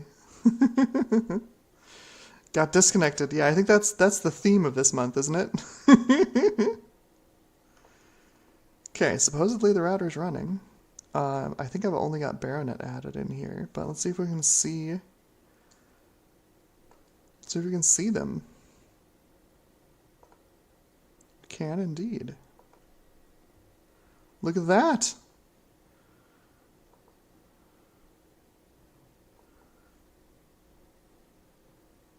Can we just hop in as a guest? We can. Public share. Awesome.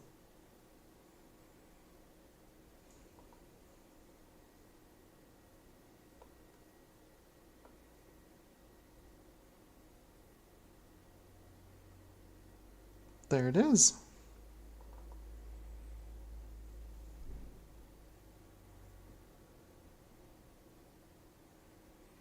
Look at that. We are online.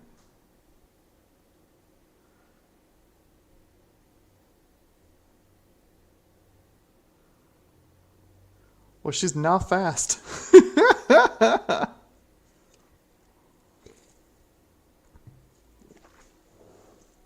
I believe someone said at one point that the whole network, since this is one global AppleTalk network, the whole network operates at the speed of the slowest node.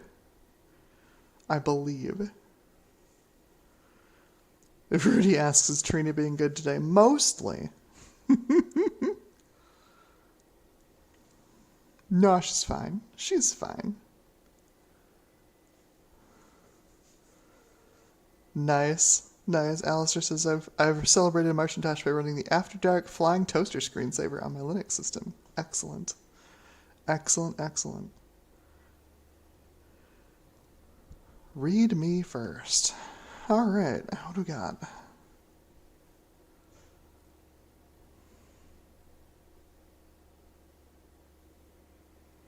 Yeah, everybody's been printing. I8386SX says, Global Talk, making printing fun again.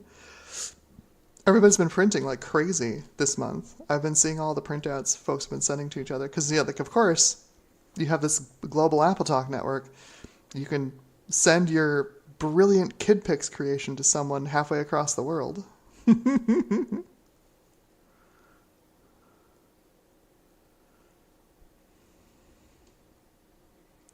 Oh boy, where is home? I don't know. Just open the stupid thing.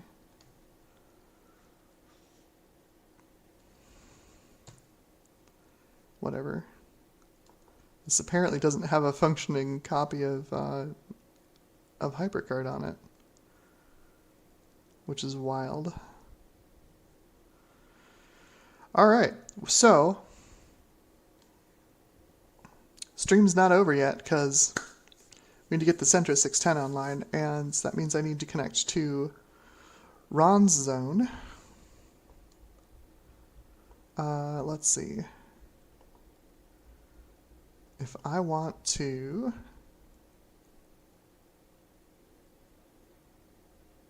There's an essential folder. What is in the essential folder? HyperCard. Full install of HyperCard. That is essential. That is essential. Alright, can I get this copied over here without my touchpad dying on me? Get. Let's see the full blistering speed of Global Talk.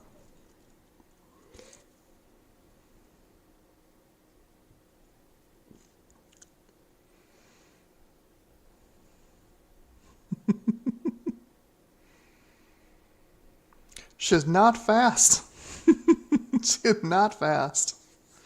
I remember when I was in middle school, because we had a school-wide network of basically LC2s. Whenever you're trying to get to something, you're like, why is this taking so long to load? You look in the upper left corner for the two little arrows saying that there's network activity, and you're like, oh, I see, because they're doing something sneaky with the network.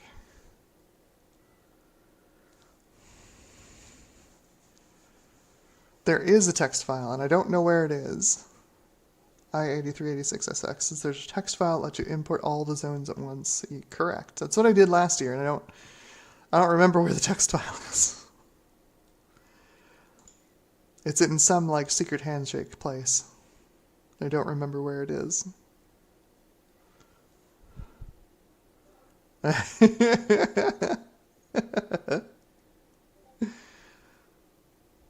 Yeah, the icons are quite interesting.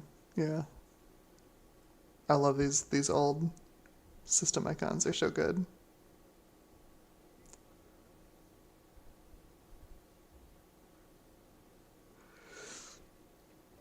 Rudy, because I think you can run it on a plus, so I wouldn't think you'd need more than 4 megs on an SC30. Adjust for your version of macOS.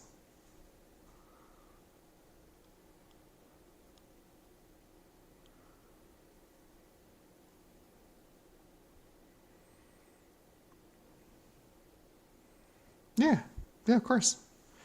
I mean, the old versions of Air, I think you could run on a stock plus, like with 1 meg of RAM. It wasn't fast, but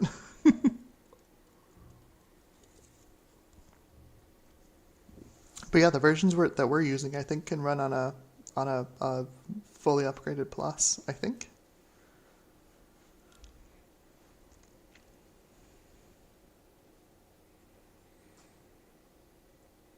Like that's part of the reason that I want to do the actual routing part, right? Like the whole Air part on an emulated machine, because then that frees up my actual vintage machines to like do the browsing and like to look at the picked files and run the hypercard stacks and like look at all the weird stuff people have made on the network, and I don't have to worry about like, is the power supply and my whatever gonna give out while I'm trying to browse the network.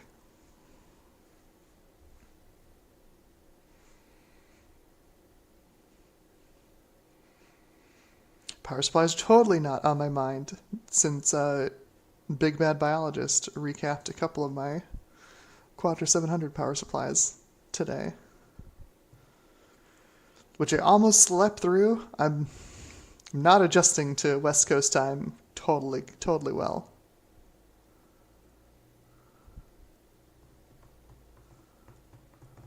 I think for the Plus or the SE30, folks are using the emulated Dana net card from the Blue SCSI.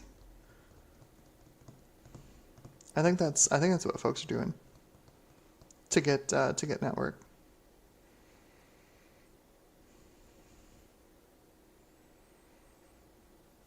Yeah, but it's a big hour. That hour is a lot bigger than I thought it was going to be. I don't know why. I mean, if you really want to go vintage, right? Like you could plug in some local talk, get some phone net going, get your SE or your Plus online with phone net. That's the thing, right? Like it is only an hour, but like it's kicking my butt more than I thought it was going to. And I've lived in this time zone before. Like, I figured this would be a piece of cake, but like, yeah,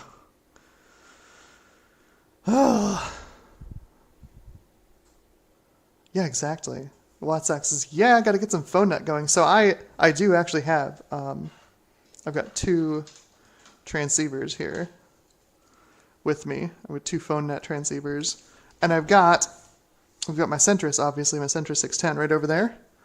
I also have my PowerBook 5300 that I want to do some phone networking into. So I'm pretty sure it's got one serial port on the back. It does. Yeah, I've got a serial port on the back there, so we can plug in our phone net adapter. Important to do cursed ancient networking during the month of March.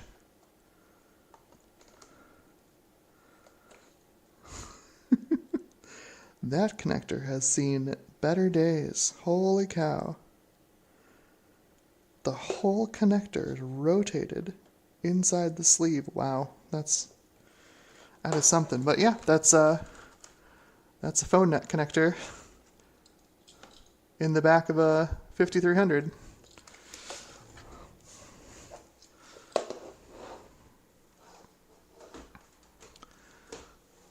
That is part of the plan.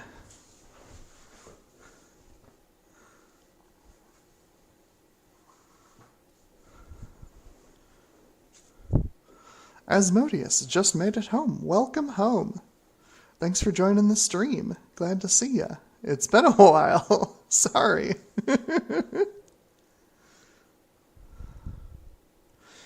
Yeah, so I have a real soft spot in my heart for these old phone net adapters, because like I said, my middle school was like chock full of like LC2s with the little 9-inch Apple or the 10-inch Apple display sitting on top of them. The one that's like that's like flush, just a 12-inch display. I don't remember, but it's like flush with the sides of the LC.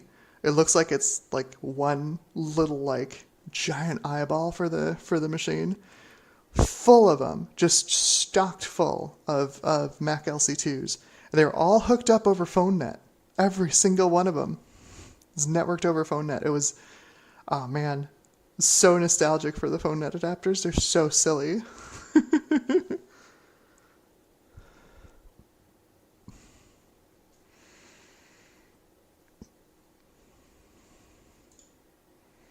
Oh, I got so involved in talking that I missed. We've got HyperCard. Let's get this unzipped.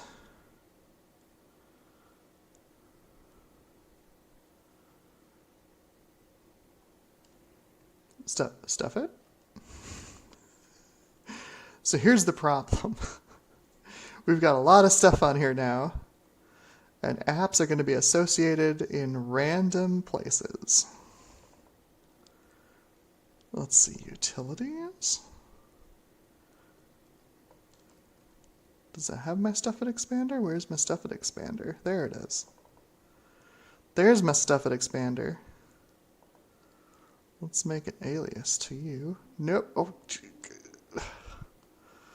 touchpad. Okay. We'll put this on. Please go onto the desktop. Thank you. There. So now we can just go boop, expand.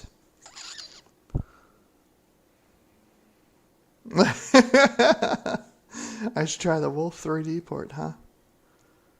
I had that boxed back in the day. Yeah, the Mac Play Interplay release of Wolf 3D for the Mac. Ran like ass.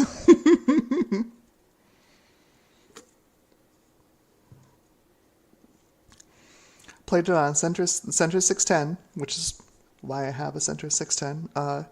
Because that was the family Mac for a while, and then we got a...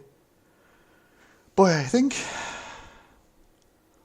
my dad did the motherboard swap to get it to be a 660 AV.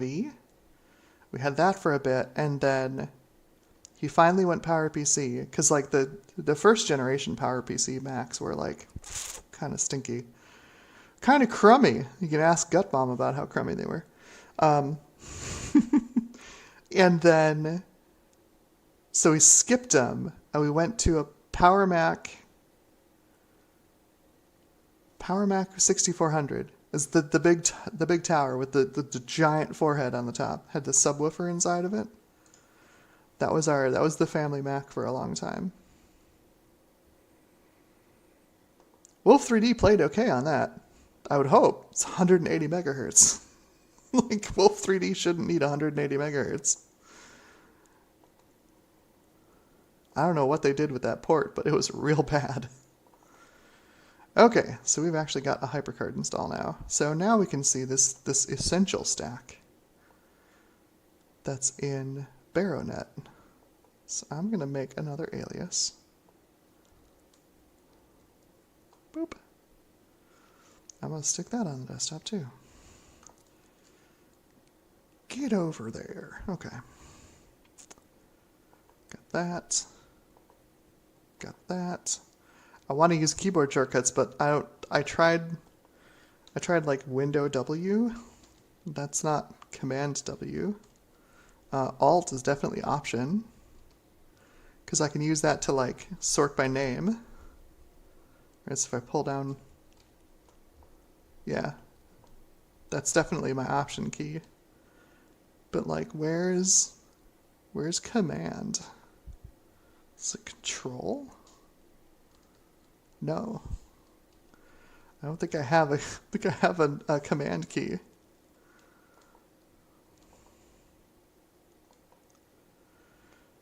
Okay, essentials. Got the essentials. I want the README first. Open in HyperCard.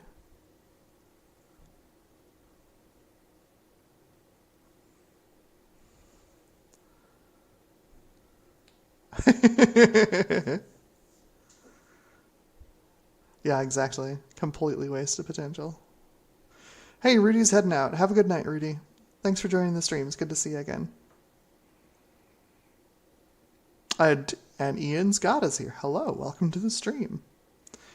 So as I said in my description, like the stream doesn't end until my Centris 610 is on Ron's, opens up Ron's share on his zone. Right now, I'm browsing some of the essentials in Baronet.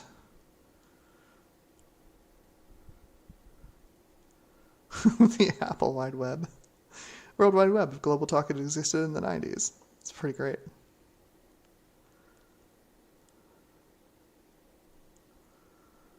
This is great.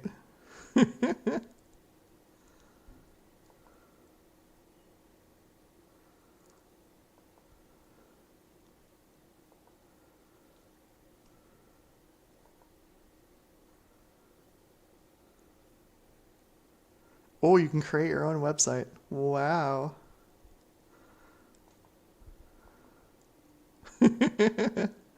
Okay. So that's silly. I love it.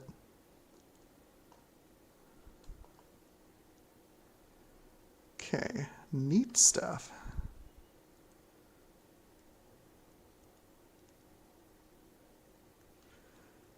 Country Villa, Funky Mac, Eliza. Oh my god. This is the kind of stuff that you'd find on like Mac shareware disks back in the 90s.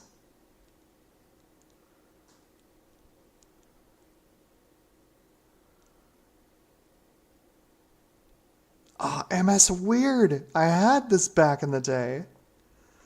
Oh, MS Weird was great.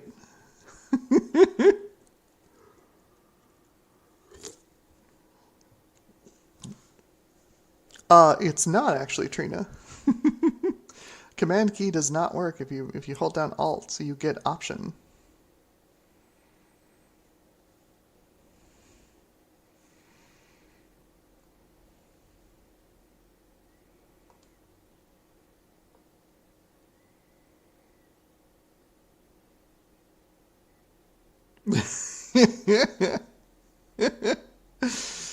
Microsloth the Weird is a new concept in computer software, cloneware. Ah, amazing.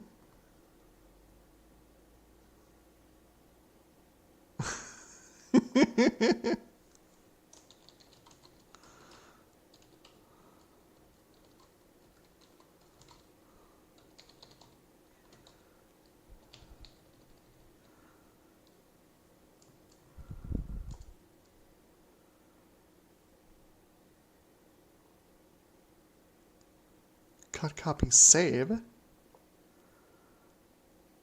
Page merge.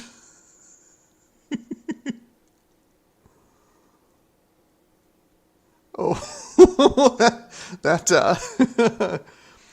that font menu's having some fun. Oh, there's the paste. Paste is in the font menu. 18 point has been moved to the document menu. 12 point is in the utilities, and there's bold. Change. Just change. Sorry, an error occurred. I can't change. Oh my god, I love it. And italic is in the window menu. Do any of these do anything? No. Oh, I love it. Undo is in our file menu. It's great. MS weird.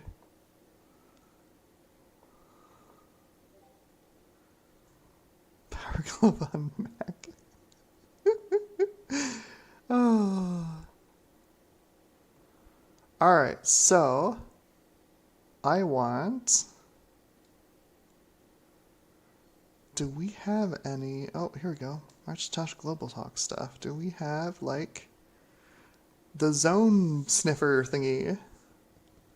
Somebody wrote a utility that, like, finds all the zones.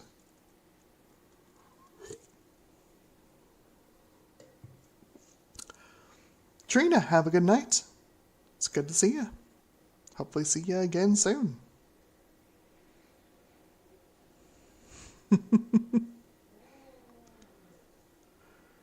This is the blazing speed of Global Talk. A well-honed AppleTalk network could get upwards of 250 kilobits per second.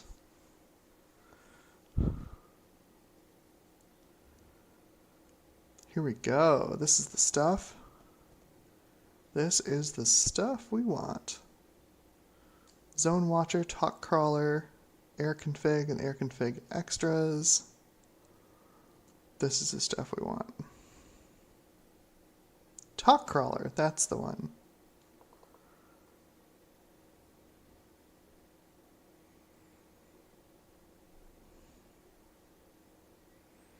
Alright, I'm going to copy this over.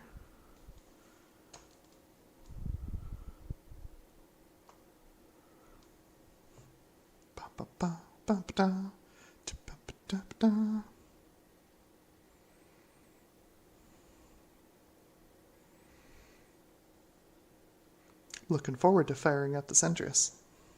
I've got a bunch of weird stuff on that thing.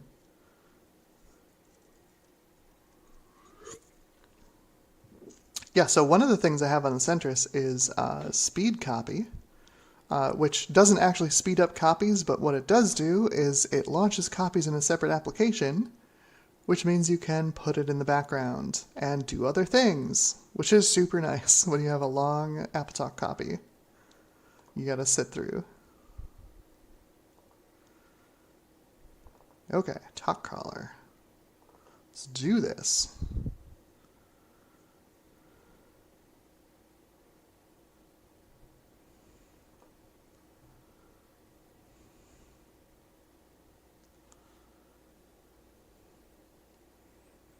It's possible to have the Heart of Cthulhu on a classic Mac. I'm not sure.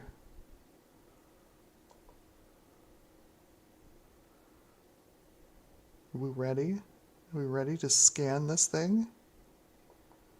Is it even going to work?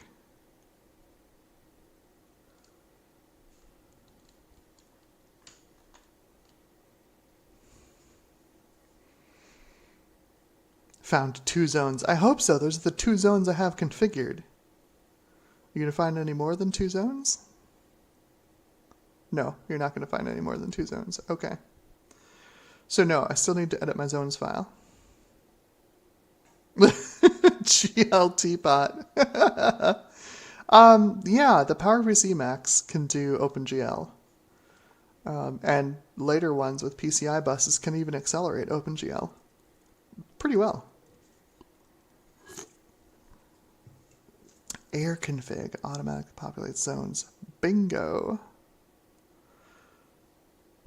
That's the thing I want. I want to grab that Global Talk chat too, because it's funny. And talk to the 12 people who are on this network.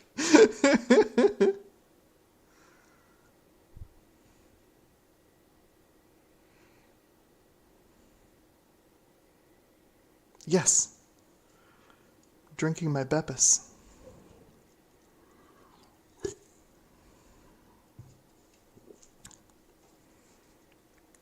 Beppis Zero Gooner.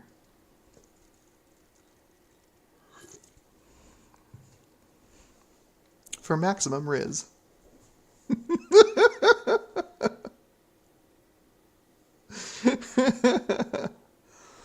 Oh boy.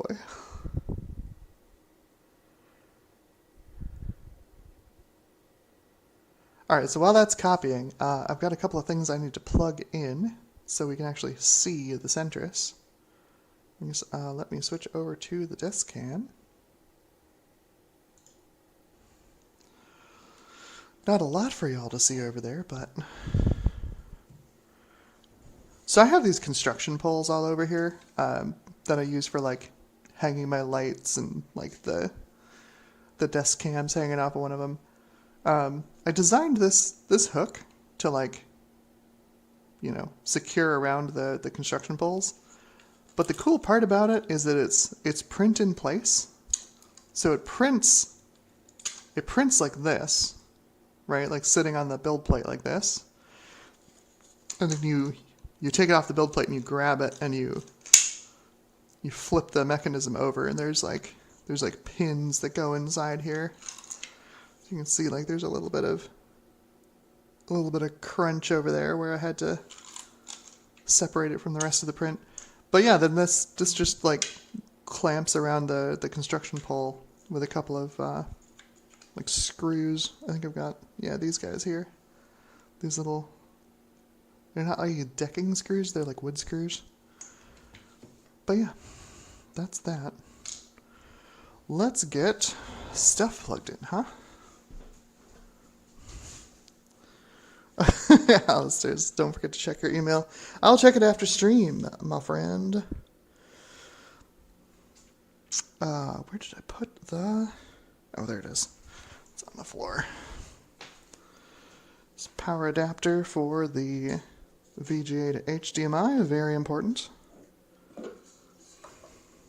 So that's going to go in here. Da-da.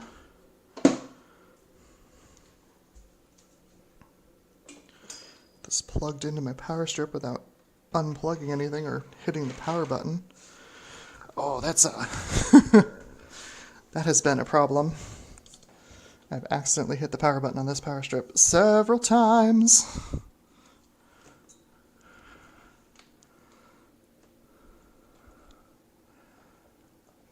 There we go.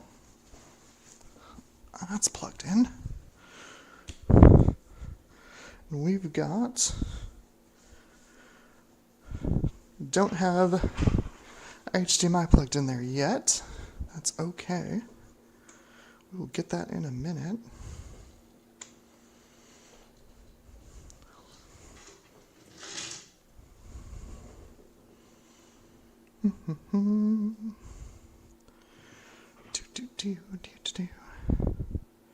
Oh, this is taking forever to transfer.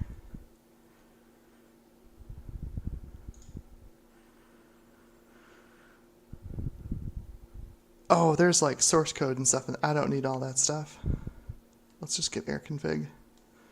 We'll just start with that.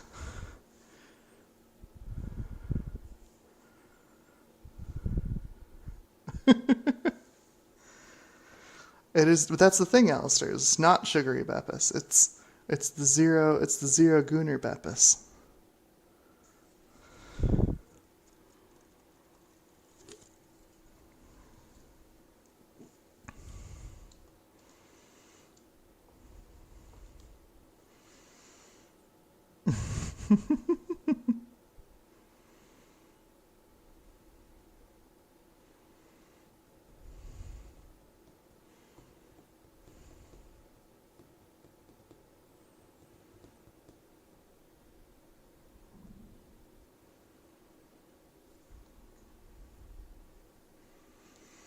I clicked the stop button.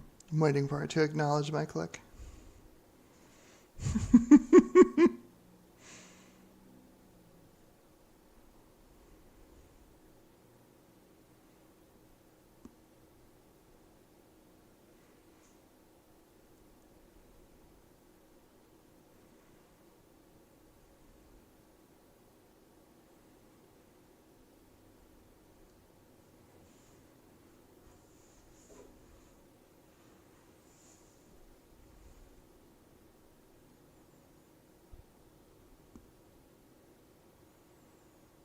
Oh my gosh.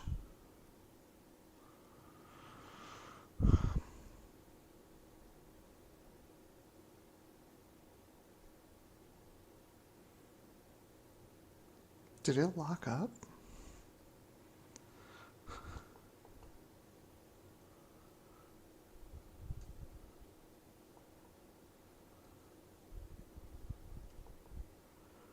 Is it toast?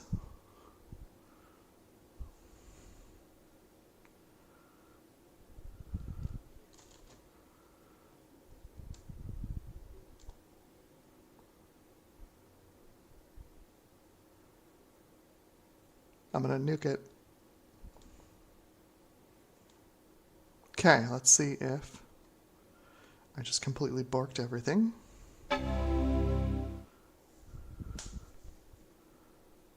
Sometimes you just gotta reboot the machine.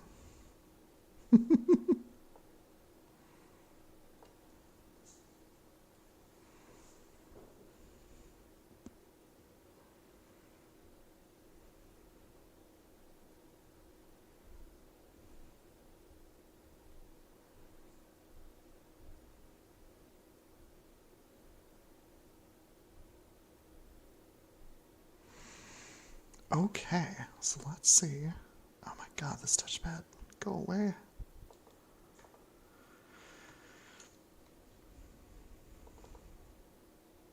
To get anything useful out of... No. Nothing got transferred over. Cool.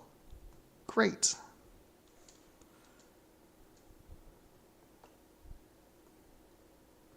Oh, we're not even online anymore. Okay. We're gonna do everything all over again. I think. Let's do Mac TCP. That's good. We're all good there. Network control panel. Good.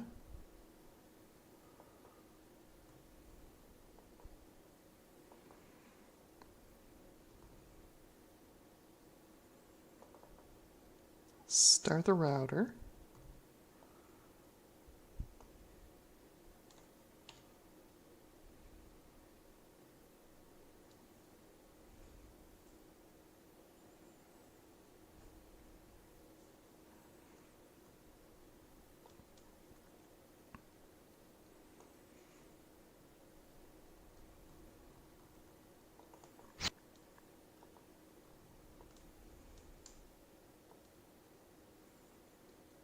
Okay. Try and get back there. Just get...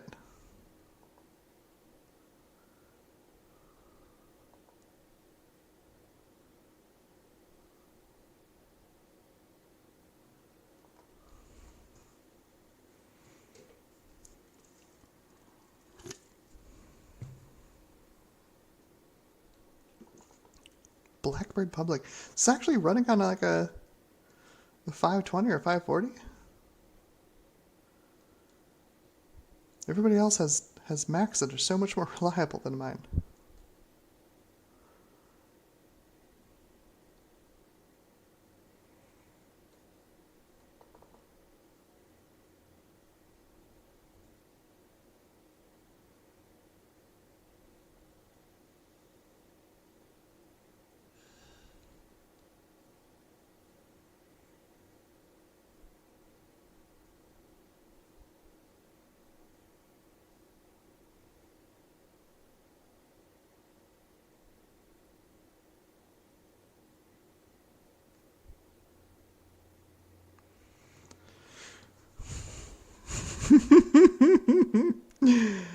See, not fast. It's not fast.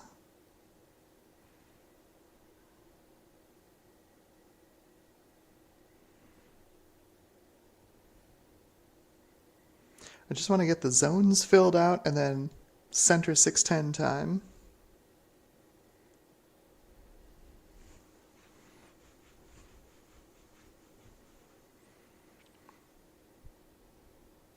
Air config, that's what I want.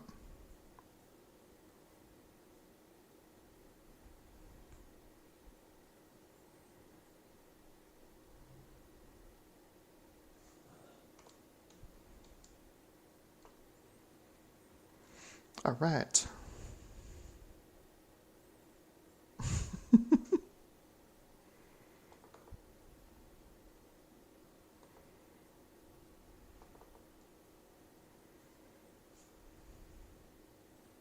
All right, the text file full of host IDs. Okay, I don't have the text file.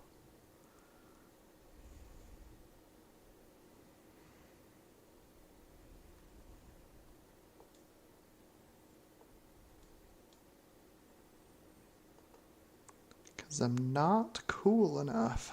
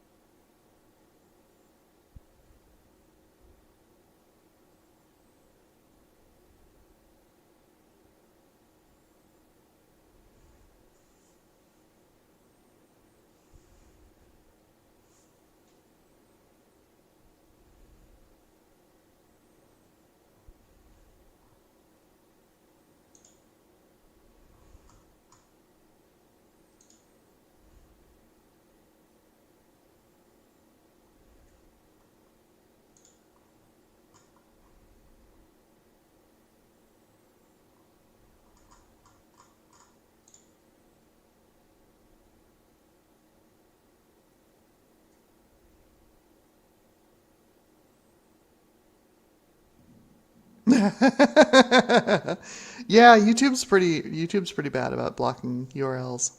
Um, and if you send that over Discord to me, I've got my Discord open.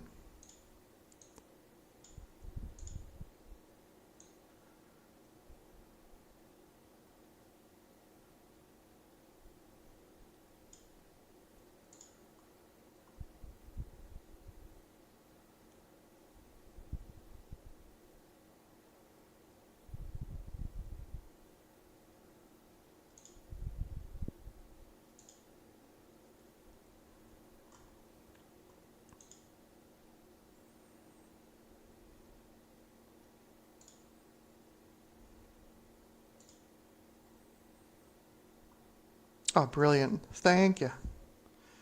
Thank you, thank you, thank you.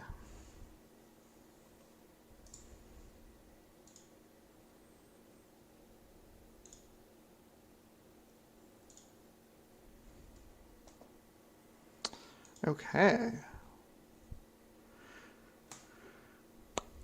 Now I just need to get this into... I guess the easiest way to get that into...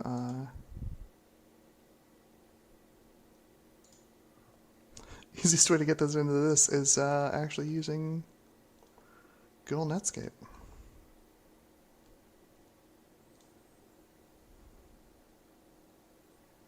Pick Internet and Air config.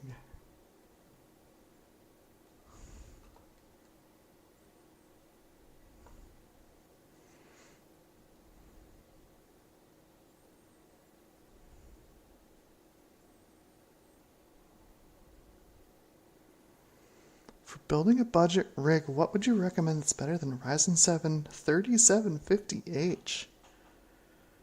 Oh man, there's a lot that's better than a 3750H. Whew. A Steam Deck dev kit with approximate parts. The tough part about the Steam Deck is that we don't have an equivalent GPU that's readily available around, right? Like it's, it runs DDR5. It's, what is it? 12 CU? Is it 16 CU? It's fairly sizable for what it is. Like it's not a, it's not a 3 CU or 4 CU integrated graphics part, or, it's not Vega 8 or Vega 7 like we have with like the 5600G. And yet there are the Zen 2 CPUs on it, CPU cores on it. A Steam Deck dev kit with approximate parts.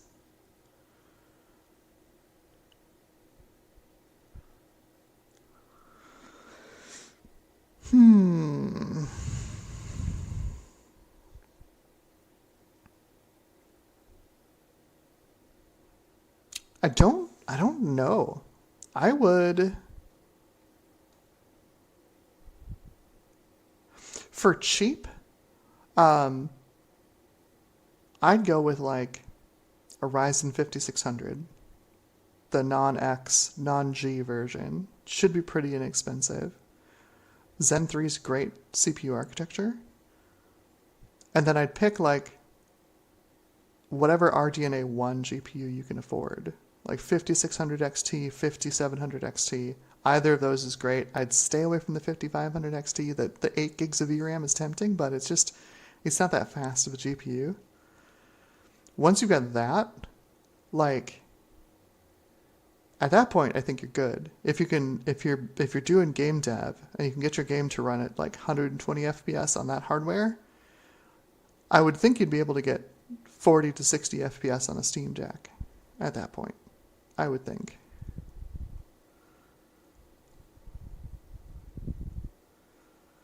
Okay, what was I doing? Right. Air config. Got nerd sniped. Internet. Oh. Oh, beautiful. Beautiful. Okay.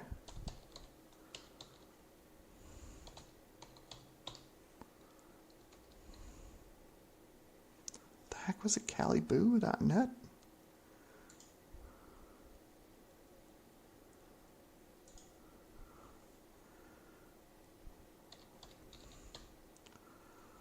I think that's right. Am I spelling that right? My brain is not functioning today. 2 L's, 2 O's.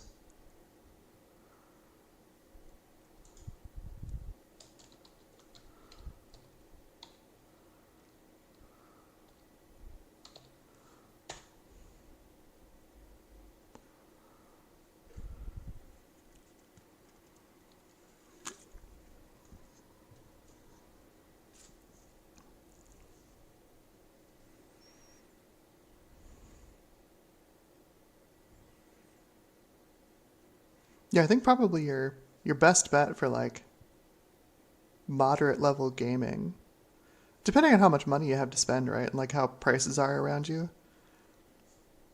RDNA 1 is super affordable and still pretty capable in today's games, minus obviously the ray tracing, but like, yeah, 5600 non-X and RDNA 1, or if you can stretch for it, obviously we're talking used. If you can stretch for like a used 3060, they put together a pretty decent system with those two components. Whoop. Air config has crashed. All right. Well.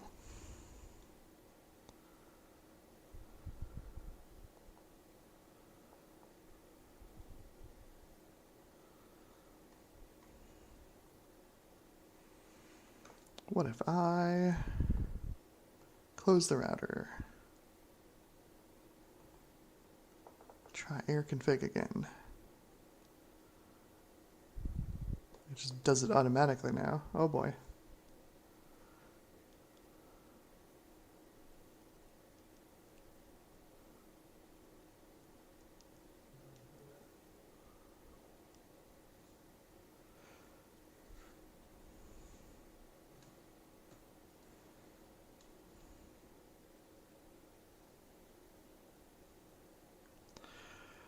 Oh, because I put in the wrong stupid address. Awesome. Ah.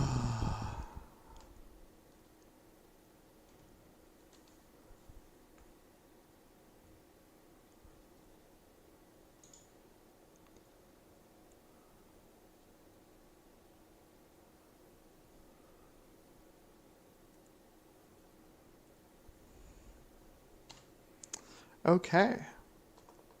I'm assuming it keeps its preferences in a preferences file, like a well-behaved Mac application would. Yep, airconfig prefs. Get gone. There's my trash. Doop.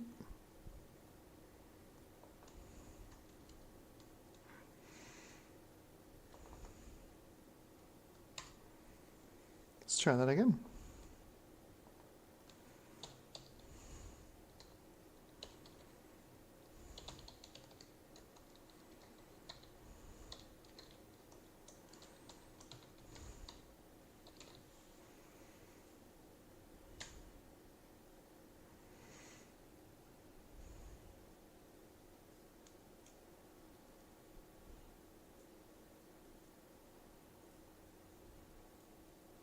Hey, hey. Not bad. Open file. I'm using the test file on the desktop.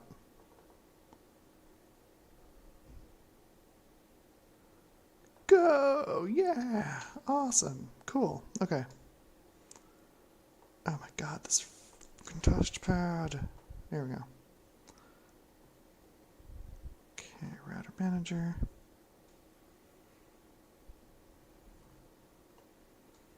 Stop router.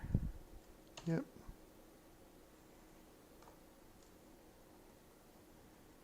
Quit.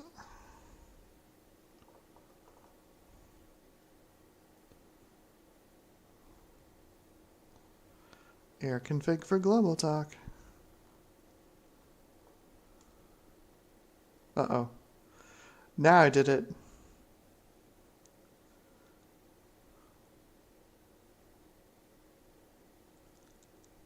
I left that share connected when I turned off the router. Now it's like, hey, I can't get to that share anymore.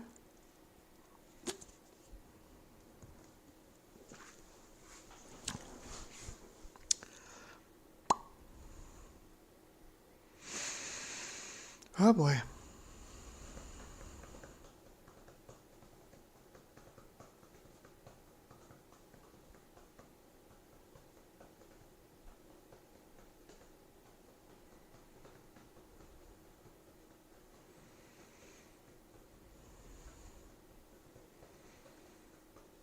Yeah, I think for a budget gaming system, Ryzen 5600 and like something cheap RDNA 1 or a 1660 Super or something like that.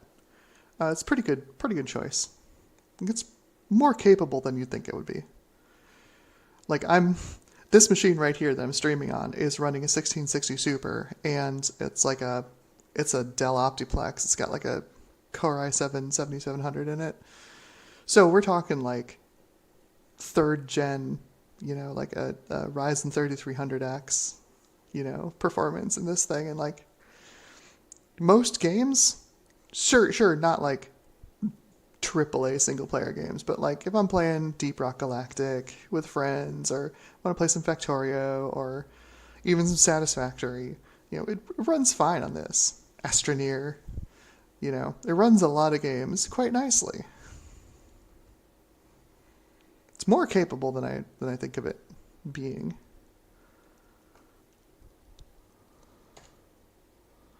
Let's see if it works.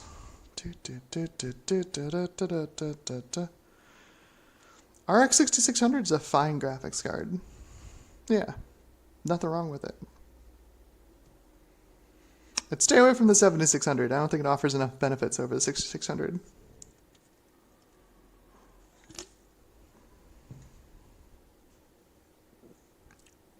It's a lot of extra money for not a lot of extra anything. All right, how many zones can we see now? Did air config work? No, it did not work. Okay, so we still only see the 2 zones. Probably because I still had this thing open and like writing to the file while I was running air config. So let's try stopping this and then quitting router config. And we'll do air again.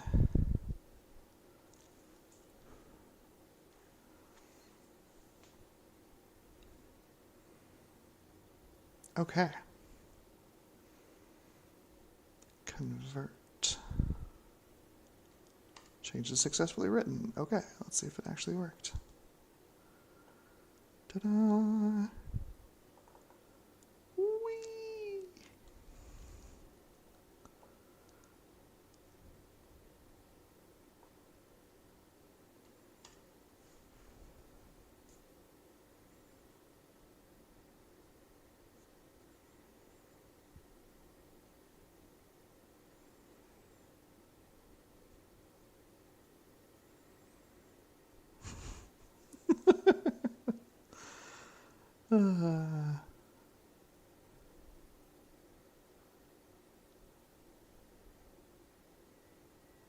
Okay. That did more things this time, so let's see if... Hey, that's better. That's better. Look at all these. Look at all these zones. Holy cow. All right, well that means, you know what that means. It is time to put away the wireless keyboard.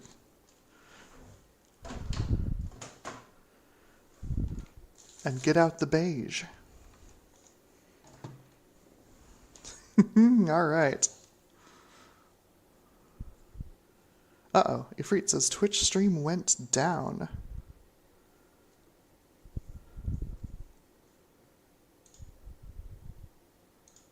I see that.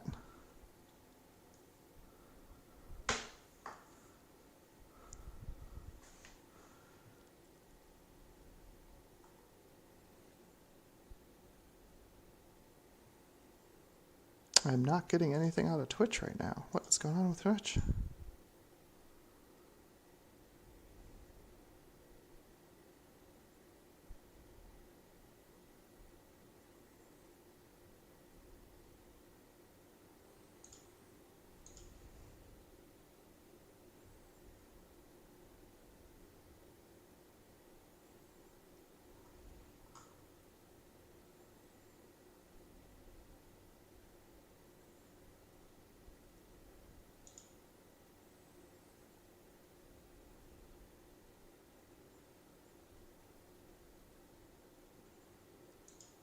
Yeah, it says it's offline. Why is it offline? What's going on?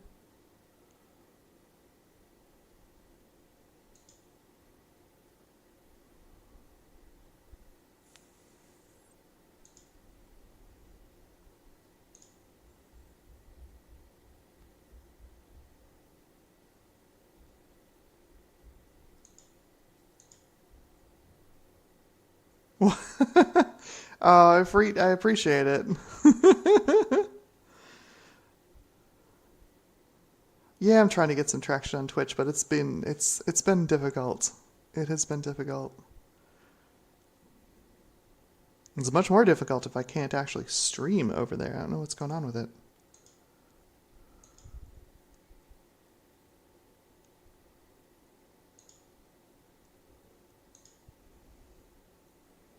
Yeah, it just says I'm offline. I'll probably have to reconfigure something over there. Maybe it doesn't like what is going on with the move and the long hiatus. Anyway, potato mouse.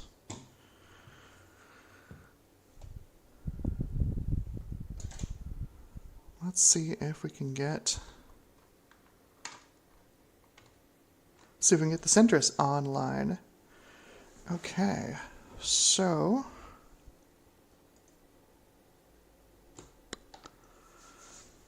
plug this into my HDMI, VGA to HDMI.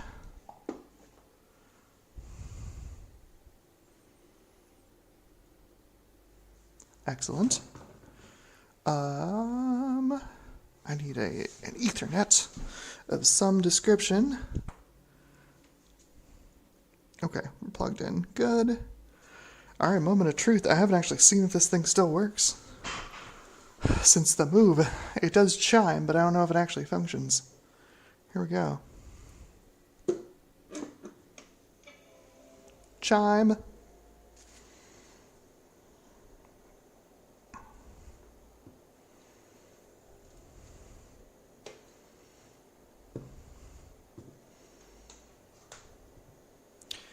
Does it work? Oh, look at that. Yeah, baby.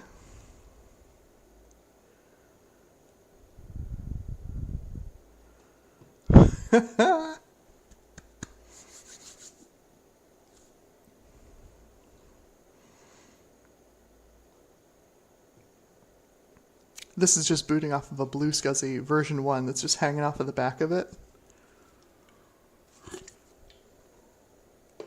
Blue SCSIs are great.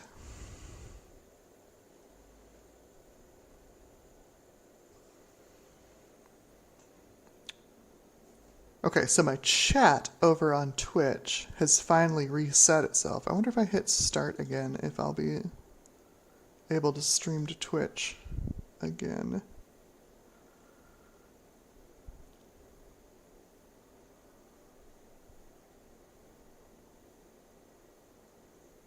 No, I think I have to change something. Something is not right with my Twitch stream. I have to go modify it. Anyway, welcome to my Centris. This thing is not that wild. 24 megs of RAM. What are we? I just have the right dialog box to say what are we running? System 7 Pro. I like this because it gives you the command M for making an alias. Also, it has AppleScript support, which is kind of important in Mac OS. All right, so we should be able to see if we've got our AppleTalk configured. Not by name. Where is my...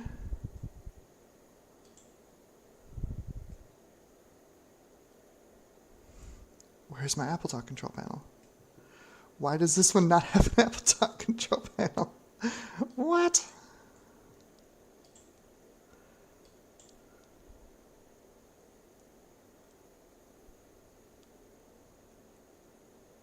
Did I do something stupid with this one? We got Mac TCP.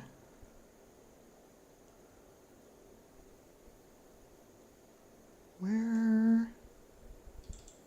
What did I do with this thing?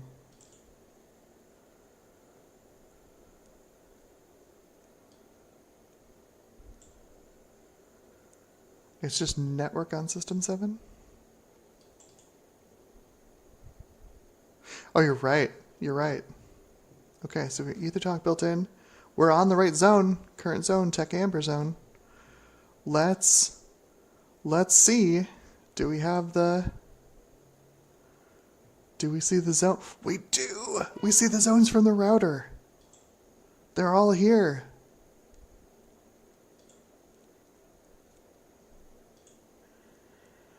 Yes. Look at that.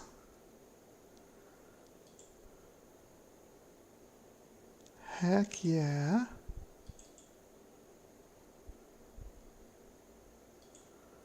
Nice. Nice. Okay, so we need to get to Ron's zone. Is Ron running his zone right now?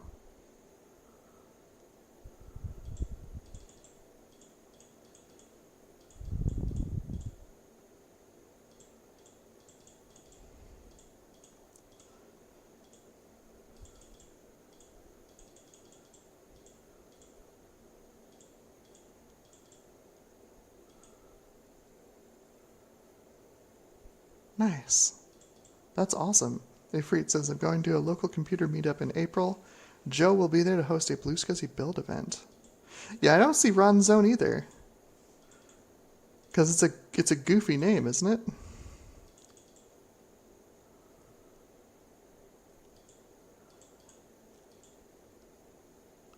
He did this so I wouldn't stop streaming. he turned his zone off so that I wouldn't stop. I wouldn't be able to finish the stream. Yeah, nope, I don't think he's here.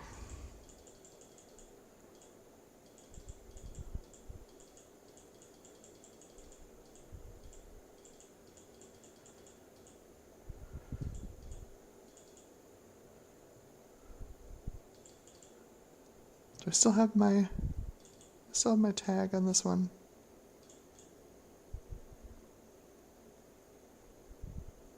Where did I put my stuff? I don't remember where I put my stuff.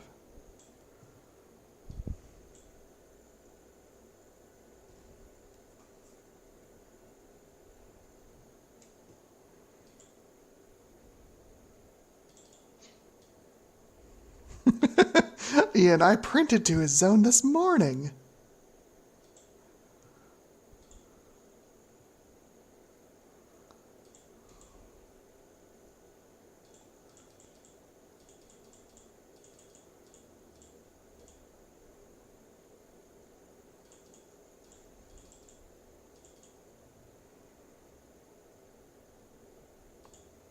This one's fun. 68kradio.ddns.net.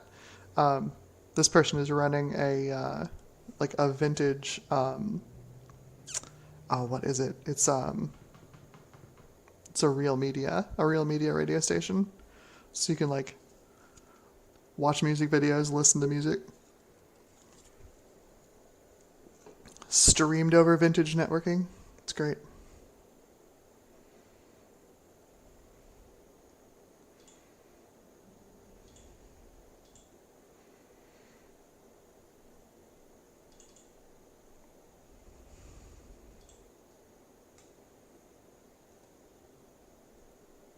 Oh god, I could print to someone's printer. I have the right drivers on here. Well, why don't we do this as Joe? Let's load up Joe's Pumpkintosh.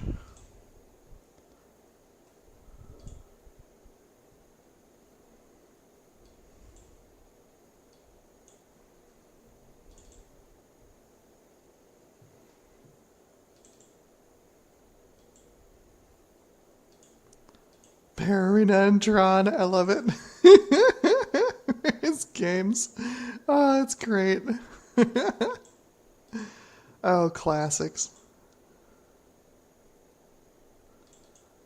Apps air config, yep.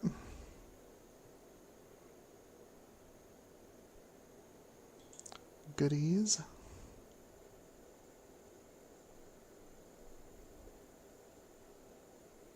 Oh, nice. Heck yeah.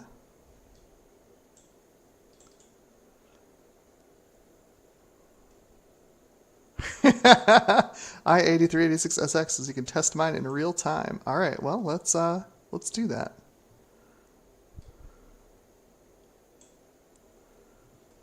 And you can print to my image scribbler. You're on PulpoNet, aren't you? Oh, see my file is too old. I don't have your zone, Ian. Oh no, there it is. The Pulpo zone. There we go. Canoil, hello. Yes, quick find something silly to print. Here's the thing though, right? Do I have all my stuff on here? Yeah. I got my big stuff folder drive. Bunny, you have no idea how much silly I can make.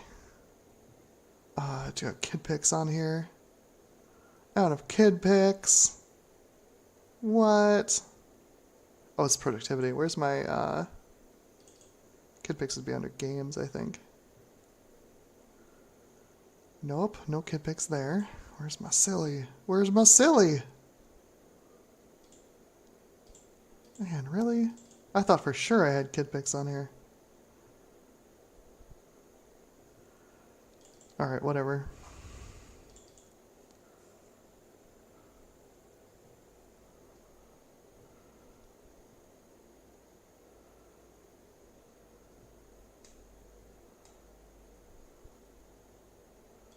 Black and white 1-bit. Okay.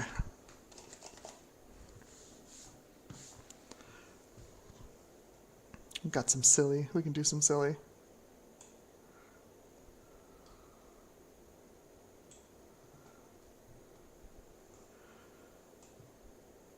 Let's see.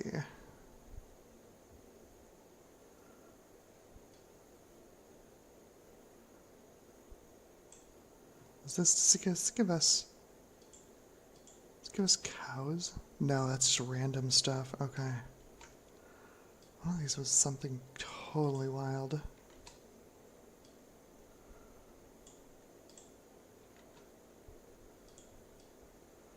Let's do that one. Yeah, you there, and we'll do paintbrush.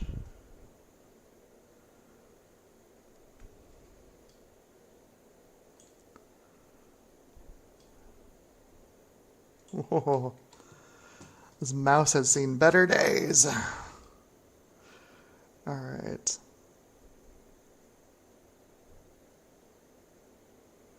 Where's my brush size? That's line size.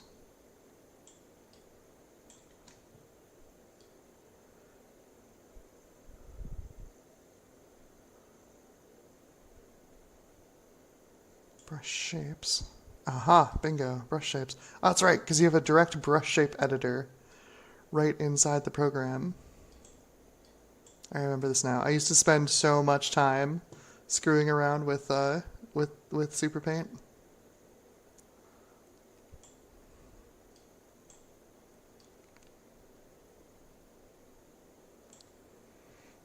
That is a very large H. That's okay.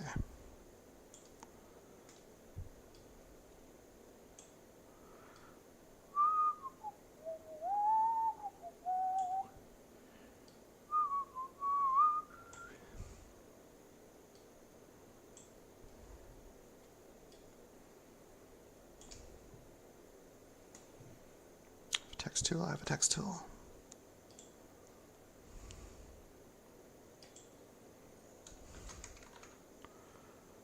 Change. Yeah, font.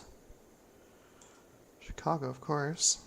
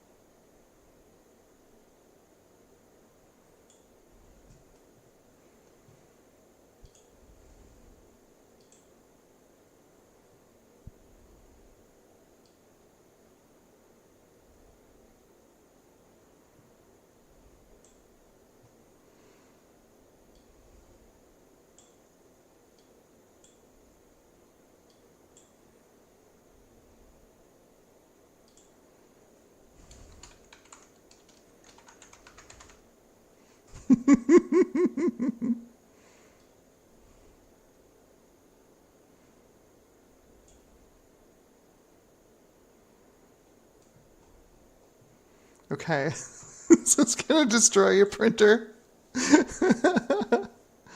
Ian, is this gonna blow up your printer? I'm so sorry, I hope not.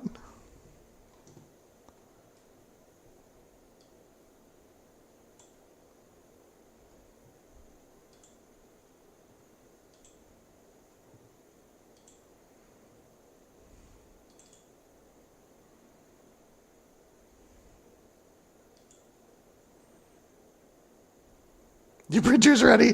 All right. Here goes. We'll do draft quality because I don't want this to be printing all day. It should just be one page. I'm going to tell it to do one. Just one page. Okay, ready? Here it comes.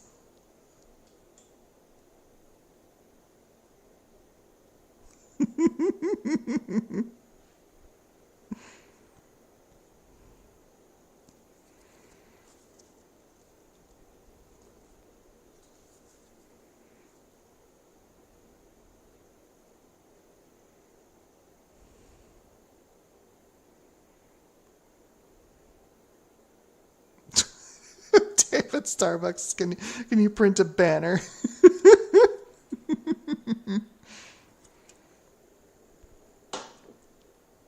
No! A blank page? That's no fun.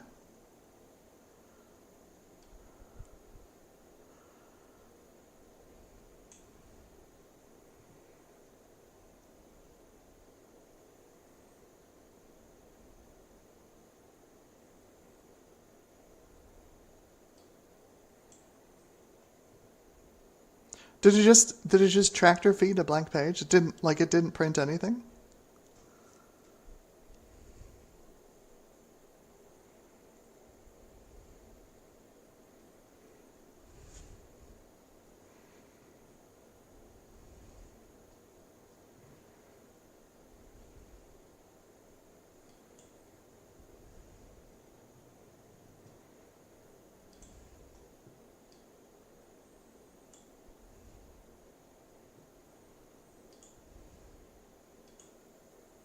It's just a form feed. All right, let's see if I save this as a pic, maybe something else can print it correctly.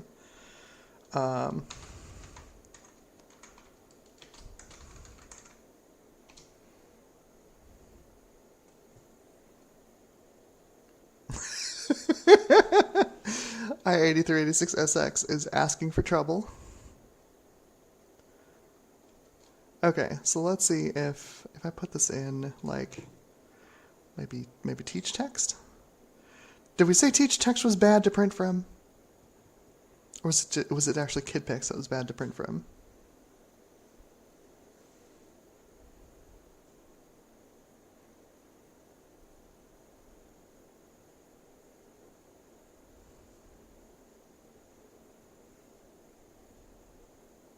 Simple text was bad. Okay.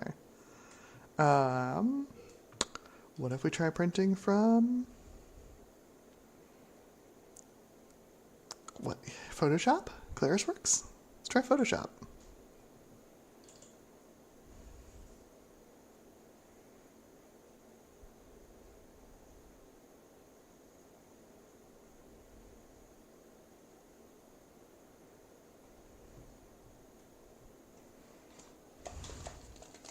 Oh, ball, nice. Don't miss that. Oh yeah, by the way, if I turn on the screensaver again, yeah, we've got flying toasters. You bet we've got flying toasters.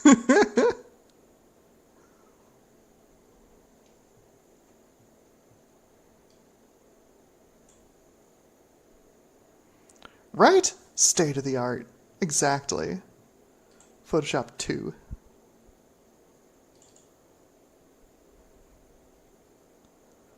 Okay, here we go. Let's go. Page setup. Yep, AppleTalk image writer. Cool, excellent.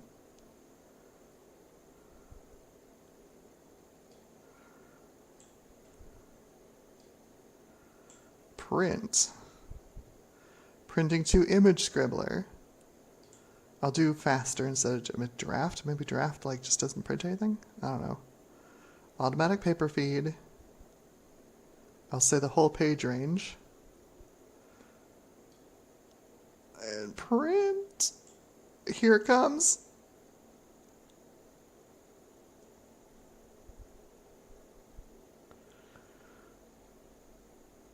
It's certainly doing something for longer.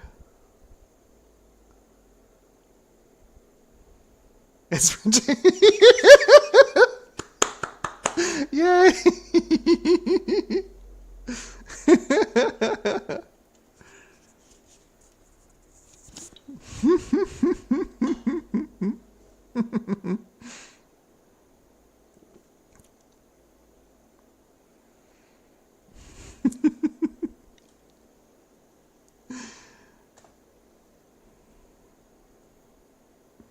Amazing.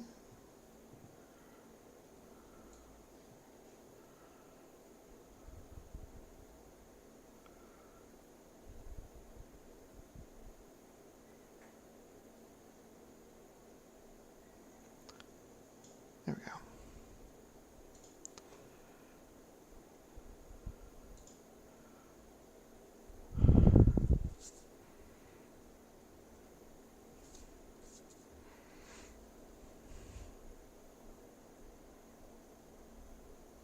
Man, it makes you miss the background print monitor, huh? Dang. Just sit there and wait while it spools out to the printer. So, success? Yay! Fantastic. Well, I'd say that is a successful stream then. Oh man. We're gonna have to get together and play some bolo. I know everybody's been threatening it in the Discord, but I think we're gonna have to do it.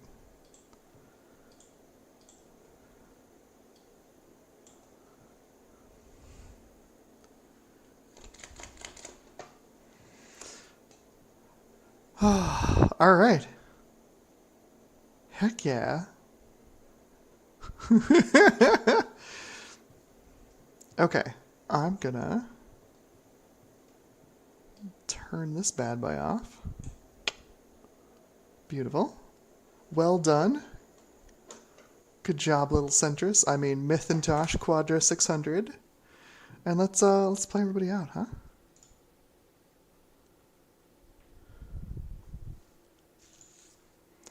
All right.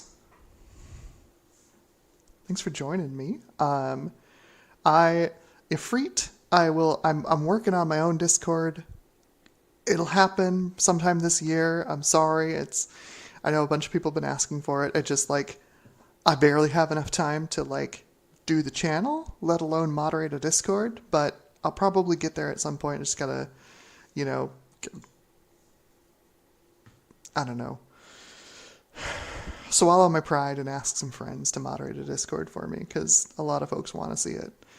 And it's a nice way to connect with people, All right, so we have successfully gotten the Mythintosh Quadra 600 onto the Global Talk Network. We are connected. We are out there in the wider internet.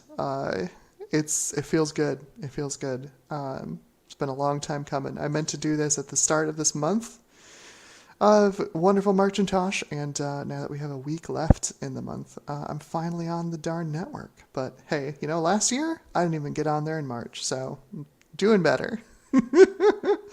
I hope everybody has a wonderful time, and I hope the rest of your weekend is fantastic. And as always, may the PC parts be ever in your favor. Have a great night.